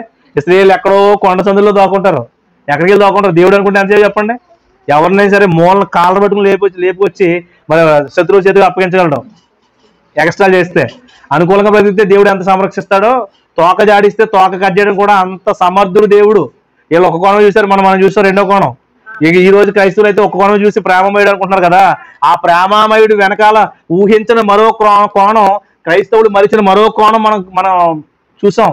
ఆయన సృష్టికర్తే కాదు, సమస్తానికి లయకర్త అనే విషయం కూడా మనం చూసాం. ఇంత గొప్ప దేవుడు మరి పట్టించాలంటే ఎంత చెప్పండి, అసలు క్షణకాలం పట్టదు. కానీ దేవుడు దావీదుకి ఇచ్చిన మాట, దేవుడు యోధా గోత్రాన్ని నిలబెట్టి ఆ గోత్రం నుంచి యోధా గోత్రం సింహం రావాలనే ఆయన మాట నెరవేరాలి. కాబట్టి ఆ కార్యాలకి ఎవరినైనా వాడుకుంటాడు. చూసారా, పసర పురుగులు మన యోగుల గ్రంథం చదివితే మనకు అర్థమవుతాయి. ఆశ్చర్యకరమైన మాటలు ఉంటాయి పిల్లలు అందులోనే. నా మహాసైన్యం అంటాడు వాటిని. అంటే పసర పురుగుల సైన్యం ఏంటయ్యా? ఎస్ సైన్యం. గొంగళ పురుగుల సైన్యం ఏంటయ్యా? చీడ పురుగుల సైన్యం ఏంటయ్యా అంటే ఎస్ అవే నా సైన్యం. అంటే అటువంటి వాటి ఉన్నటువంటి స్వభావానికి కలిగినటువంటి మనుషులను ఉపయోగించుకుని మొత్తం అందరిని తీసేస్తాను అంటున్నాడండి. అంటే చీమల సైన్యం అంటాడు, మిడతల సైన్యం అంటాడు. మనకు తెలుసు ఐగుప్తులో ఫరో ఎదుట ఎన్ని కార్యాలు చేయించాడో. చిన్నగా మొదలు పెడతాడు, మొదట నీళ్లు రక్తంగా మారతాయి, తర్వాత తీవ్రతరమైన డోస్ పెంచుకుంటూ వెళ్తాడు. ఆఖరికి ఏమైంది, జ్యేష్ఠపుత్రులు లేచిపోయారు అంతే. మొత్తం మాట వినకపోతే అలా ఉంటుంది. దేవుడు చిన్నగా చెప్తాడు, ఏదైనా సరే చిన్నగా చెప్తాడు. చెప్తూ ఆయన దృష్టికి ఎప్పుడైతే ఘోరమైనదిగా దేవుడి యొక్క దృష్టికి మన జీవితం వెళ్ళిపోద్దో అప్పుడు తీవ్రమైన నిర్ణయానికి వెళ్ళిపోతాడు. ఇవన్నీ జరగకుండా ఉండాలని దేవుడు మనల్ని ప్రేమించి మనకి ఇచ్చినటువంటి పుస్తకం ప్రియులారా ఈ గ్రంథం. ఈ చరిత్ర జరిగిన ఈ చరిత్ర భక్తులు కావాలంటే జీవిత చరిత్ర రాయడానికి గల కారణం ఇదే. కొంతమంది తెలియని మూర్ఖులు మాట్లాడతారు, మీ బైబిల్లో తప్పులు లేవా, మీ బైబిల్లో బూతులు లేవా? ఆ బూతులు ఉన్నాయని రాయించిందే దేవుడు రా నాయన, అంతే కదా. ఇప్పుడు ఆ బైబిల్ రాయించకపోతే, ఆ దేవుడు రాయించకపోతే ఎవరు తెచ్చి చెప్పండి? చరిత్రలో ఏం జరిగిందో, కాలగర్భంలో కలిసిపోయిన చరిత్రలో ఏం జరిగిందో దేవుడు రాయించకపోతే ఎంత నిజాయితీపరుడు కాబట్టి రాయిస్తాడో, ఎంత నిజాయితీపరుడు కాబట్టి రాయిస్తాడండి. ఆయన నిజాయితీపరుడు కాబట్టి, నిష్పక్షపాతి కాబట్టి రాయించాడు. ఆ దాన్ని పట్టుకుని ఇంకా మీకు దేవుడు తప్పు, మీ బైబిల్ తప్పు అని కొంతమంది మూర్ఖులు మాట్లాడుతున్నారు, వాళ్ళు పక్కన పెట్టండి. కానీ దేవుడు రాయించాడంటే నా బిడ్డలు దీని నుంచి నేర్చుకోవాలి, వారి జీవితాలు సరి చేసుకోవాలి, వారి జీవితాలు వెలుగొందాలి, వారి జీవితాలు ఖచ్చితంగా ఉన్నతమైన ఒక స్థానంలో ఉండాలి. తిరిగి ఈ పాడు ప్రపంచం నుంచి, ఈ పాపపు ప్రపంచం నుంచి నేను ఏర్పాటు చేసిన ఆ లోకానికి వీళ్ళు రావాలని దేవుడు కోరుకున్న పిల్లరా. అందుకే ఎంత గ్రంథం, ఎంత చరిత్ర ప్రియులారా మనకి. ఎంత నేర్చుకోవాల్సిన పరిస్థితి ఎందుకు వచ్చింది? ఏదో చర్చికి వెళ్ళాం కదండి, ఆదివారం మోకాలేసి ప్రార్థన చేసాం కదా, తోచినంత కానుక పెట్టి వేస్తాం కదా, వచ్చేసాం అనుకుంటే అవదు. అది కాదు, అది నీ సేవకునికి నీకున్నటువంటి నిబంధన. నీ దేవుడికి కావాల్సింది మరొకటి ఉంది, అది ఈ లోక సంబంధమైనది కాదు. ఈ లోక సంబంధమైన దేనిది నువ్వు దేవునికి ఇవ్వలేవు. ఇంకా ఆయన ఇచ్చిందే మనం వాడుకుంటున్నాం ప్రియులారా. ఆయన ఇచ్చిందే మనం వాడుకుని దేవుని యొక్క మరి ప్రతీది కూడా, దేవుడు పెట్టిన ప్రతీది కూడా ఏం చేస్తాం, మనం అనుభవిస్తున్నాం. ఉత్తినే అనుభవిస్తున్నాం, తేరగా అనుభవిస్తున్నాం. మనం దేవుడికి ఏమి ఇవ్వలేమండి. కానీ ఆయన అడిగేది ఒకటొకటి, మన హృదయాన్ని అడుగుతున్నాడు అంతే, మన యథార్థతను అడుగుతున్నాడు. మీరు నా వలే సమస్త ప్రవర్తనలో పరిశుద్ధంగా ఉండండి చాలు. మీ దినాలు పూర్తయి ఈ భూమి మీద ఎంతకాలం అయితే బ్రతుకుతారో అంతకాలం నాకు అనుకూలంగా బ్రతకండి. బ్రతికితే నేను మిమ్మల్ని నా దగ్గర తీసుకెళ్తాను అంటున్నాడు. దానికి తన కుమారుని కూడా బలివ్వాల్సిన పరిస్థితి ఏర్పడింది. సో ఎంత ప్రేమ మన మీద కలిగాడంటే మన మీదే కాదు ప్రారంభం నుంచి పుట్టించిన ప్రతి మానవుడి పట్ల కలిగి ఉన్నాడు ప్రియులారా దేవుడు. కాబట్టి ఇక్కడ యోధ జాతిలో ఎవరూ లేకుండా పోయారంటే లేదు, ఉన్నాడు ఒకడు. ఆ ఒక్కడే యోవాషు. ఈ యోవాషుకి ఎన్ని సంవత్సరాలు పిల్లలు తీసుకెళ్ళేప్పటికి సంవత్సరం పిల్లల్ని తీసుకెళ్ళిపోయారు. 6 సంవత్సరాలు దేవుని మందిరంలో కనబడకుండా పెంచారంటే ఎంత గొప్ప పెంపకం చూడండి. దేవుడు ఎంత సహాయం చేసి ఉంటాడు యెహోయాదా అనే యాజకుడికి, ఎంత సహాయం చేసి ఉంటాడు, ఎంత మరి ప్రొటెక్షన్ ఇచ్చి ఉంటాడు కదండి. తర్వాత రాజు రావాలని నిజంగా ఆలోచించాలండి. యోవాషు గురించి తర్వాత చదివాను. మనోడు బాగా పెంచారు, అయిపోయింది, బాగా పెంచారు, ఎలా ఉన్నాడో అని భయపడతా చదివినాడు నేను. నిజంగా వీళ్ళు నమ్మతగలేదని. అమ్మ పాలు తాగి రొమ్ము నరికేసే రకాలు ఇవి. ఏరు దాటిన తర్వాత తెప్ప తగలేసే రకాలు, కూర్చున్న కొమ్మను నరుకునే రకాలు ఇవన్నీ కూడా. ఎవరో యూదా రాజులు, ఇశ్రాయేలీలు. ఎందుకంటే అప్పటికే అధికార బలం, ధన బలం ఇవన్నీ కూడా మాకు నిండుగా ఉంది, మాకు దేవుడు పని అంటే గొప్ప అహంకార స్వభావం వచ్చేసినటువంటి దుర్మార్గులలో అక్కడికి ఇవన్నీ ఆలోచించుకుంటూ చాలా మంది దేవుడిని మోసం చేశారు. యోవాషు అలాంటి కాదేమో అనుకుంటూ చదివితే మోసం చేశారండి దేవుడిని. ఎంత బాధ అనిపించింది అంటే నాకు నిజంగా కన్నీళ్ళు వచ్చినాయండి. ఏమన్నా ఎంత గడ్డు పరిస్థితిలో దేవుడు యోవాషుని తప్పించి ఒక 6 సంవత్సరాలు దాచి 7వ సంవత్సరంలో ఏమీ ఎరుగని పసితనంలో రాజు సింహాసనం మీద కూర్చుండబెట్టాడే. యెహోయాదా ద్వారా తన మంచి ప్రతిఫలం పొందుకున్నాడు చేసిన నమ్మకమైన పన్ను బట్టి. కానీ యోవాషు చేసిన మేలును మర్చిపోయి కృతజ్ఞతాహీనుడైపోయాడు. ప్రియమైన దేవుని వారలారా, ఎంత బాధ అనిపించింది. నాకే ఎంత బాధగా ఉంటే, ఒక మనిషిగా చదువుతున్నప్పుడు నా హృదయం ఎంత తట్టుకోలేకపోతుంటే, కన్న తండ్రి అండి, ఏర్పాటు చేసుకున్నవాడు, దేవుడు నిలబెట్టుకున్నవాడు, ఎంతమంది మనుషులు ఏర్పాటు చేసి దాచి సంరక్షించి ఎంత మేలు చేసిన వాడు, ఒక ఉన్నతమైన సింహాసనం మీద రాజుగా కూర్చుని పెట్టిన దేవుణ్ణి మరి మోసం చేస్తానికి ఎంత బాధ ఉంటుందో ఒకసారి ఆలోచించండి. నాకు అనిపించినప్పుడు నిజమే ప్రభువా, కుక్కల్లా మరి పందుల్లా బురదలో దొరుకుతున్న మమ్మల్ని, మా జీవితాలను మీరు శుభ్రంగా కడిగి నీ కుమారుని క్రీస్తు రక్తంతో కడిగి ఒక ఉన్నతమైన సింహాసనంలో కూర్చుండబెట్టి, ఇదిగో మీరే రాజులని యాజక సమూహం, మీరు రాజులు అని మాకు వాగ్దానం చేశారు కదా. తిరిగి మేము వెళ్ళి ఏం చేస్తాం? మీరు చేసిన మేలును మర్చిపోయి తిరిగి బురదలో దొరుకుతున్నామా? తండ్రి మమ్మల్ని క్షమించిన, ఇటువంటి స్థితి మాకు వద్దు, అటువంటి స్థితిలో మమ్మల్ని వెళ్లకుండా సహాయం చేయండి అని నేను వెంటనే వాక్యం కూడా ప్రార్థన చేసుకున్నాను. ప్రియమైన దేవుని వాళ్ళారా, ఎందుకంటే గతించిన కాలంలో మనం చూస్తాం, గతించిన చరిత్రలు మనం చూస్తున్నప్పుడు అర్థమవుతుంది, అమ్మో మీకు నమస్కారం అయినా మీ చరిత్ర చదువుతున్నప్పుడు మాకే విసుగలుగుతుందంటే దేవుడు ఎంత దీర్ఘశాంతుడు అంటే, మాకే చిరాకు వస్తుందంటే మీ చరిత్ర చదువుతున్నప్పుడు. ఆ న్యాయాధిపతి గ్రంథం చదవండి, ఎన్నిసార్లు కుక్క తన వాంతికి తిరిగినట్టు తిరిగిపోయి దేవుడిని మోసం చేస్తారని వెళ్ళాం. ఇవన్నీ చదువుతున్నప్పుడు మాకే ఎంత అసహ్యంగా ఉందంటే దేవుడు ఎంతలా అసహించుకుంటున్నాడు. మిమ్మల్ని తన నోట నుండి ఉమ్మి వేయని ఉద్దేశించుతున్నాడు. ఒక్కసారి ఉమ్మేస్తే తిరిగి తీసుకోవడానికి అవకాశం ఉండదాక ఇచ్చి మన ఉమ్ము చూస్తే మనకే చిరాకు అనిపిస్తుంది. ఉమ్ముతో పోల్చాడంటే నోట్లో నుంచి చెప్పదు మందే, అంతే కదండి. నోట్లో నుంచి చెప్పి అసహ్యపడతావా? ఆ నోట్లో నుంచి ఊరే నాలాజలం నోట్లో నుంచి చెప్పి మనకి అసహ్యం రాదు. దేవుడు నోట్లో నుంచి చెప్పి అసహ్యం రాదు. ఒక్కసారి బయటకు ఊసాడా, ఎందుకు పోలికిచ్చాడు దేవుడు? ఒక్కసారి బయటకు ఊసాడా, తిరిగి తీసుకోను, అయిపోయింది, తిరిగి తీసుకోను. ఒక మనిషిగా నువ్వే తీసుకోకపోతే దేవుడు తీసుకుంటాడు చెప్పు. యోవాషు మోసం చేసిన తర్వాత చదవండి, చరిత్ర మొత్తం చదవండి. ఎందుకు చెప్తున్నానంటే ఇవన్నీ విషయాలని, అతల్య కాలం మనకు అర్థంగా, అతల్య పరిపాలించిన కాలంలో జనుడు అతను ఏం చేశాడంటే, యోవాషు ఏం చేశాడంటే తర్వాత కొంతకాలం, ఎంతకాలం అంటే యెహోయాదా బ్రతుకున్నంత కాలం అన్ని బాగానే చేసి వచ్చాడండి, అన్ని బాగానే చేసుకొచ్చాడు. చూడండి, ఇంకా నేను క్లుప్తంగా వెళ్ళిపోతాను చూడండి. అదే మనం చదువుతున్నాం కదా, 22వ అధ్యాయము 11 నుంచి చదువుతున్నాము. కింద చదివితే అక్క 22 ముందు చదువు. 6 సంవత్సరములు అతడు వారితో కూడా దేవుడి మందిలో దాచబడి ఉండేను యోవాషు. ఆ కాలమున అతల్య దేశమును పాలించెను. ఈ 6 సంవత్సరాలు ఎవరు పాలించారట? ఎవరిచ్చారండి అధికారం? దానికి ఎవరైనా ఇచ్చారా? తీసేసుకుంది. అందుకే యోధా రాజు లెక్కలు అతల్యని వేయలేదు దేవుడు, వేయలేదు. కాబట్టి యోవాషును అహజ్యా తర్వాత యోవాషు అనే రాజు చెప్పాడప్ప రాణి అయిన అతల్య అని చెప్పలేదు. చెప్పును. అందులోను తర్వాత యెహోయాదా ఈ ఎవరినైతే యోవాషుని తీసుకొచ్చి రాజుగా నియమిస్తున్నాడో అప్పుడు జనులు కానివ్వండి, యెరూషలేం పెద్దలు కానివ్వండి ఏం వ్యక్తం చేశారో తెలుసా? సముఖత వ్యక్తం చేశారు. ఎందుకు వ్యక్తం చేస్తుంటారు చెప్పండి? ఇప్పుడు 6 సంవత్సరాలు పరిపాలించిందండి. ఒక కొత్త రాజు కావాలని కోరుకుంటున్నారంటే ఏం జరుగుంటుంది అంటారు? దాని పరిపాలన బాగాలేదు. స్వజనులనే హింసిస్తున్నటువంటి పరిపాలన, అది స్వజనులనే రక్తం ఒలికిస్తున్నటువంటి పరిపాలన, తీవ్రమైనటువంటి మరి వధ జరిగించింది, తన స్వజాతీయులను అనేక మందిని చంపేసింది. కాబట్టి ఎప్పుడైతే యెహోయాదా 7వ సంవత్సరం బిడ్డకు రాగానే తీసుకొచ్చి యెరూషలేములో పెద్దలందరినీ సమకూర్చి మరి తీసుకొచ్చి ఆ సింహాసనం కూర్చోబెట్టి ధర్మశాస్త్ర గ్రంథం చేతిలో పెట్టి ఇదిగో ఇక్కడి నుంచి యూదుల రాజు యోవాషు అని ప్రకటించారు. జనులందరూ సమకూర్చి వ్యక్తం చేశారు. అప్పుడు యెహోయాదా చేసిన ఈ కార్యాన్ని బట్టి అతల్య లోనకొచ్చి ఏమని తెలుసండి? ఇది ద్రోహం అంటుందంటండి.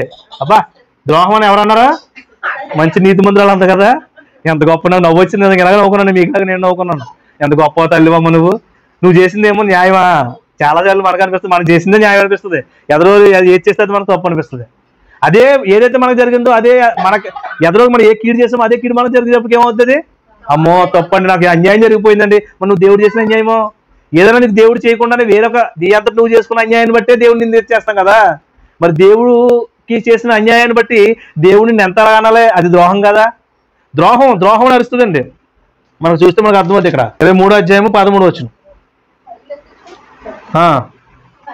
13 చక్క. ప్రవేశ స్థలము దగ్గర నున్న అతనికి ఏర్పాటైన స్తంభం వద్ద రాజు నిలబడి ఉంటయు, అధిపతులను బోరలు ఊదువారును రాజు వద్ద నుండుటయు దేశపు జనులందరూ సంతోషిస్తున్నారట.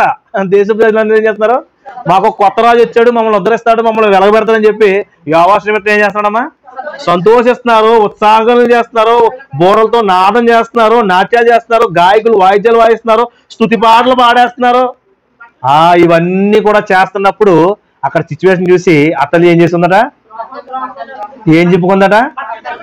నేను అంటాను కదా, చాలా ఇస్రాయేలీలో యూదులకి ఇస్రాయేలీకి బట్టలు ఎక్కువ తెగ చెప్పుకుంటుంటారు. అస్తమాట్లు ఏదైనా విన్నారనుకుంటే మారు మనిషి పొందాలన్నా బట్టలు చెప్పుకుంటారు. అవతల వారిని కోపం వచ్చి ఏం చేస్తారో బట్టలే చెప్పుకుంటారు. వీళ్ళు బట్టలు తగలయ్యా ఎన్ని ఉంటాయో మరి వీళ్ళకి తెలదు. కానీ మరి కొత్త నిబంధనలు కూడా ఈ ప్రధాన యాజకులు యేసుక్రీస్తు మాటలు ఏం చెప్పుకునేవారు? బట్టలు ఇంకా ఏరే లేవులు, కొత్త బట్టలు తెచ్చుకోవడం కట్టుకోవడం చెప్పుకోవడం అంతే. యేసుక్రీస్తు ఏది మాట్లాడాడో ఆ మాటలు తట్టుకోలేకపోయేవారు. బట్టలు చెప్పుకుని చంపేయండి, నేరస్తుడు చావు కరుగుడు అని చెప్పి ఎలుగెత్తి అరిచేసేవారు. బట్టలు చెప్పుకుని కోపం అంత వచ్చేసిందని అర్థం. బట్టలు చింపుకున్నారంటే అర్థం ఏంటి? అంత కోపడిపోయి ఇంత ఘోరమైన పరిస్థితి అని చెప్పడానికి బట్టలు చింపుకున్నారు అనమాట అండి. అసలు ఇక్కడ అతల్య ఏం చింపుకోవాలి? హృదయాన్ని చింపుకోవాలి. ఇప్పటి వరకు తప్పు చేసి అప్పటికే అవకాశం ఉంది, గుర్తుపెట్టుకోవాలి మీరు. అప్పటికే అవకాశం ఉంది, చచ్చేంత వరకు అవకాశం ఉంటుంది. ఏదో చిన్న విషయం కాదు పిల్లలు, చచ్చేంత వరకు అతల్య కాదు మనకు అవకాశం ఉంటుంది. ప్రతి విషయంలో దేవుడు చచ్చిపోయేంత వరకు అవకాశం ఇస్తాడు. సిలువుపై దొంగ అలాగే మారాడు. సిలువుపై దొంగ అక్కడే చూస్తాం, కానీ తన జీవితాంతం దేవుడు అవకాశం ఇవ్వలేదండి. నేను ఆ కోణంలో ఆలోచిస్తాను కదా, మీకు తెలుసు. అది ఒకసారి మనం మాట్లాడుకుందాం. అది అంత జీవితకాలం అంతా మనం ఆలోచిస్తే ఇన్ని దొంగతనాలు చేసినప్పుడు అవకాశం ఇచ్చాడు మారమని, ఎన్ని నరహత్యలు చేసినప్పుడు అవకాశం ఇచ్చాడు మారమని. కానీ ఎక్కడొచ్చింది మార్పు? సిలువుపై దొంగ మారు మనసు పొందడానికి 1 నిమిషం పట్టింది పిల్లలు. అక్కడికి తన కుమారుని క్రీస్తుని చూసినప్పుడు, నిదానించి చూసేటప్పుడు కూడా ఎవరైతే నిజానికి క్రీస్తుని చూస్తారో వాళ్ళు రక్షణ పడతారనే విషయం మనకు అప్పుడు తెలుస్తుంది. అంటే ఆఖరి క్షణం వరకు అవకాశం ఉందా? ఉంది. అతల్యకు కూడా ఉంది. అంత దుర్మార్గురాలైనా అతల్యకు కూడా ఉంది. నువ్వు మారు మనసు పొంది అప్పటికైనా సరే, తండ్రి నన్ను క్షమించు, ఎంతవరకు నా యొక్క దురహంకారంతో పదవి కాంక్షతో సింహాసనం ఎక్కాలనే దుర్బుద్ధితో నా సొంత మనవడినే నీ యొక్క గోత్రంలో పుట్టిన యోవాషు నేను చంపాలనుకున్నానని హృదయం చింపుకుని పశ్చాత్తాపడితే దేవుడు క్షమించునేమో ప్రియులరా. ఎస్, క్షమించునేమో కాదు, క్షమిస్తాడు ఖచ్చితంగా. అది నా తండ్రి ప్రేమ, మనం అనుభవిస్తున్న ప్రేమ. ఏమండి, అక్కడికి హృదయాన్ని చింపుకోకుండా బట్టలు చింపుకునేది ద్రోహం నడుస్తుందంటే ఎంత దుర్మార్గపు స్వభావం కలిగిందో ఒక్కసారి మీ మనసుల్లో మీకు తగిన జ్ఞానాన్ని బట్టి మీరు ఆలోచించుకోండి ప్రియులారు. మీకు ఊహలు వదిలేస్తున్నాను నేను వర్ణించడానికి. దాన్ని వర్ణించాలంటే దగ్గర పదాలు కూడా సరిపోవట్లేదు. అంత దుర్మార్గురాలు, చరిత్రలో గుర్తుపెట్టుకున్న ఒక గొప్ప దుర్మార్గులైనటువంటి స్త్రీ అతల్య. దానికంటే దుర్మార్గులు తన తల్లి చూసారా, యజబేలు. ఆవట చేలో మేస్తే దూడట గట్టున మేస్తుందా? అది వెళ్ళి చేలో మేస్తుంది అంతే కదా. తండ్రి ఏమి చేయట కుమారుడు చూసినో వాడు అదే చేస్తారు కదా. తండ్రి అందంగా కాలుతుంటే పొగ్గొట్టలో కుమారుడు కూడా చిన్న బొగ్గాడం తీసుకుని పక్కలో ఆడగాలుస్తాడు. అది అలవాటు అవుద్ది, అంతే కదా. అమ్మ మరి ఇంటికి దీపం ఎవరమ్మా? ఇల్లాలు. ఈ దీపమైనటువంటి ఇల్లాలు కార్తీక దీపం సీరియల్ చూస్తుంటే కుమార్తె మొగల రేకులు ఎట్టుకుంటుంది, ఇస్తరాకులు ఎట్టుకుంటుంది, ఇంకా ఎదురు రేకులు ఎట్టుకుంటుంది. ఇంకా అంటే ఎక్కడ ప్రాబ్లం వస్తుందని అంటే తల్లులుగా మనం చేసే ప్రవర్తన. యెజబేలు ఎంత దుర్మార్గురాలో, ఇంతకంటే దుర్మార్గురాలు అయిపోయిందంటే ఏం పెంపకం పెంచిందండి, దరిద్రగొట్టు పెంపకం యెజబేలు. తర్వాత యెజబేలు అనుకుంటే యెజబేలు కంటే దుర్మార్గంగా కొడుకుని పెంచింది ఈ అతల్య. అందుకే దుర్మార్గుడు అయిపోయాడు. ఎంత దుర్మార్గుడు అయిపోయాడంటే మరి అక్కడ ఉన్న వారందరూ స్వజాతీయుల్ని బాధ పెట్టాను దుర్మార్గుడు. దేవుడికి వ్యతిరేకంగా ఉన్నత స్థలాలను కట్టించి వాటిని పూజించడానికి విడిచిపెట్టేశాడు అందరినే. ఒకనాడు రెహబాము కుమారుడైన మొట్టమొదటి రాజు, ఇశ్రాయేలుకి రాజు అయినటువంటి యెరోబాము చేసినటువంటి నాబాతు కుమారుడైన యెరోబాము చేసినటువంటి ఆ పాపం, ఇశ్రాయేలు పాపం చేయడానికి కారకుడైన యెరోబామును రాయిస్తారు. ఎన్నిసార్లు రాయించిన మాట, ఇశ్రాయేలు పాపం చేయడానికి కారకుడైన నాబాతు కుమారుడైన యెరోబాము ఎరిగిపోము. నిజంగానే అంత దుర్మార్గంగా అతని గురించి ఎన్నిసార్లు రాయించాడో దేవుడు. అంటే వదలలా అంటే ఆయన మర్చిపోవడం, ఏది మర్చిపోవడం, కీడు మర్చిపోవడం, అలా ఆయన మేలు మర్చిపోవడం. మనం జీవించే జీవితం ఆయనకి ఎంత ఉన్నతంగా కనిపిస్తే అంత ఉన్నతమైన బహుమానం దాచిపెడతాడు దేవుడు. అందుకే మరి 73వ కీర్తన అనుకుంటా, మరి ఆయన మన కోసం దాచిపెట్టిన మేలు ఎంతో గొప్పది. దెర్ ఇస్ నో లిమిట్ లేదా ప్రభు అంటే లేదు. అది ఎంత గొప్పదో మనం అనుభవించిన తర్వాత మనకు అర్థమవుతుంది. కాబట్టి ఇప్పుడు ఆలోచించిన అతల్య యొక్క సమయం ఉంది. అయినప్పటికీ వచ్చి యోవాషును రాజును చేసినప్పుడు వచ్చి ఏమని నడిచిందట? ద్రోహం నడిచిందట. ఇప్పుడు మనకు ఒక విషయం అర్థం కావాలి. ఇంకా మనకి పరిచయంలో ఉన్నా అక్కడికి వెళ్ళలేదు, మన గ్రంథంలోకి మనం టైటిల్ పెట్టుకున్న గ్రంథంకి వెళ్ళలేదు. ఎక్కడ ఆగాం ఇప్పుడు మనం? చరిత్రలోకి వెళ్ళి కాలం దగ్గర ఆగాం. ఏ రాజు పరిపాలన కాలంలో జరిగిందంటే ఇది ఖచ్చితంగా యాజకుడైనటువంటి యెహోయాదా కాలంలో యోవేలు గ్రంథం రాయబడిందని ఎందుకు చెప్తున్నామంటే, ఎందుకు ఎక్కువ మంది అభిప్రాయపడుతున్నారంటే రాజు లేని కాలం. ఏ కాలం? రాజు లేని కాలం. ఇశ్రాయేలీయులకి ఎవరు లేనప్పుడు. కానీ అతల్య పరిపాలించినప్పటికీ దేవుడు ఆమెను లెక్కలో తీసుకోలేదు. కాబట్టి రాజు లేని కాలాన్ని పరిపాలిస్తున్నది ఎవరంటే యెహోయాదా పరిపాలించట్లేదు, కానీ సలహాదారుగా ఉండి 7వ సంవత్సరం వచ్చినప్పుడు అలా రాజు సింహాసనంలో యోవాషును కూర్చోబెట్టి వెనకాలండి పరిపాలనకి సలహాలు ఇస్తూ కొనసాగిస్తున్న కాలం. 7వ సంవత్సరం ఏం చేస్తే చెప్పండి రాజుకి. సో యాజకులు పరిపాలిస్తున్న కాలం అది. ఒక మాటలో చెప్పాలంటే, అంటే మొత్తం మీద పరిపాలిస్తున్న కాలం కాదు, కానీ వాళ్ళ యొక్క మాట ప్రకారం యోధా దేశం నడుస్తున్నటువంటి కాలం అది. ఈ కాలంలోనే యోవేలు గ్రంథంలో మనకు కనిపిస్తుంది, యోధా పెద్దలారా, మరి యోధా కాపురస్తులారా, దేశపు కాపురస్తులారా, పెద్దలారా అని ఇదే పదే రాజు మాట ప్రస్తావించని కారణాన్ని బట్టి ఇది యోవాషు కాలం. చిన్నవాడైనటువంటి యోవాషు కాలంలో, అంటే రాజుగా అతనికి ఉన్నప్పటికీ పరిపాలించే సామర్థ్యం లేని ఆ కాలంలోనే ఇదిగో ఇతడు ఎవరు? యోవేలు ప్రవక్త ఆ కాలంలో రాసి ఉండవచ్చు అనే విషయం కూడా మనకి అర్థమవుతుంది. ఆ కాలం ఎంతనంటే క్రీస్తుకు పూర్వం ప్రియులారా 835 నుండి 796. క్రీస్తు పూర్వం 835 నుండి 796వ కాలం. ఈ మధ్య కాలంలోనే ఈ యోవేలు గ్రంథం రాయబడినట్టుగా మరి చరిత్రకారులు చెబుతాం, మనం చూస్తాం. ఈ కాలం గురించి మనం అక్కడికి వెళ్ళాం, ఆ పరిస్థితి కూడా మనకు ఆలోచించాం. మరి ఈ కాలంతో పాటు మనకి ఏం తెలుసుకున్నాం? అక్కడ ఉన్న సిచ్యువేషన్స్, అక్కడ ఉన్న పరిస్థితులు. మరి ఈ పరిస్థితుల్లో దేవుని పిల్లలు కూడా అమాయకులేం కాదు. మీరు ఆలోచించండి. కేవలం రాణి ఒకరితే దుర్మార్గులు అనుకుంటే పొరపాటు, మరి రాణి ఒకరితే దుర్మార్గులు అనుకుంటే మరి ఎంత పొరపాటు పడతామంటే ప్రజలు కూడా దుర్మార్గులు అయిపోయారు. కాబట్టే మీరు గోనె బట్ట కట్టుకుని ఏడవండరా అని చెప్పి మరి యోవేలు గారు ప్రవచనం రాయడం మనం చూస్తాం. చూడండి ఎందుకంటాడు, రాబోయే రోజుల్లో 4 రాజ్యాల మీద రాబడుతున్నాయి. ఎక్కువ మంది ఈ 4 పురుగుల గురించి 4 రాజ్యాలుగా అభిప్రాయపడతారు. వాస్తవానికి అదే ఎక్కువ నమ్మదగింది, మనకి ఎక్కువ శాతం అదే ఆమోదయోగ్యంగా కనిపిస్తుంది. కాబట్టి ఆ 4 రాజ్యాలు 4 పురుగులకు 4 రాజ్యాలుగా మనం చూసుకుంటే, ఇక రాబోయే రోజుల్లో 4 రాజ్యాలు యోధా దేశం మీద పడి వారిని కబలించబోతున్నాయి. సో మీరు ఈ మొదటి అధ్యాయం నుంచి 2వ అధ్యాయం 17వ వచనం వరకు మనం చదువుకోగలిగితే మీకు ఎక్కువగా మనకు కనిపించేది యెహోవా దిన గురించి చెప్పి యోవేలు గారు అందరినీ హెచ్చరిస్తారు. ఏమంటున్నారు చూడండి. ప్రారంభాధ్యాయం ఇందాక మనం 5 వరకు చదువుకున్నాం కదా, 5 నుంచి చదువుదాం. మత్తులారా మేలుకొని కన్నీరు విడివిడి ద్రాక్షారస పానము చేయవారులారా రోదనం చెయ్యండి. కొత్త ద్రాక్షారసం మీ నోటికి రాకుండా నాశనం అయింది. లెక్కలేని బలమైన జనాంగము కింద సమూహం రాశాడు. లెక్కలేని బలమైన జనాంగము నా దేశం మీదకి వచ్చి ఉన్నది. వాటి పళ్ళు సింహపు కోరల వంటివి, వాటి కాటు ఆడ సింహపు కాటు వంటిది. నా ద్రాక్ష చెట్లను పాడు చేసినవి, నా అంజూరపు చెట్లను తుత్తునీలుగా కొరికి ఉన్నవి. బెరడు ఒలిచి వాటిని పారవేయగా చెట్ల కొమ్మలు తెలిపాయను.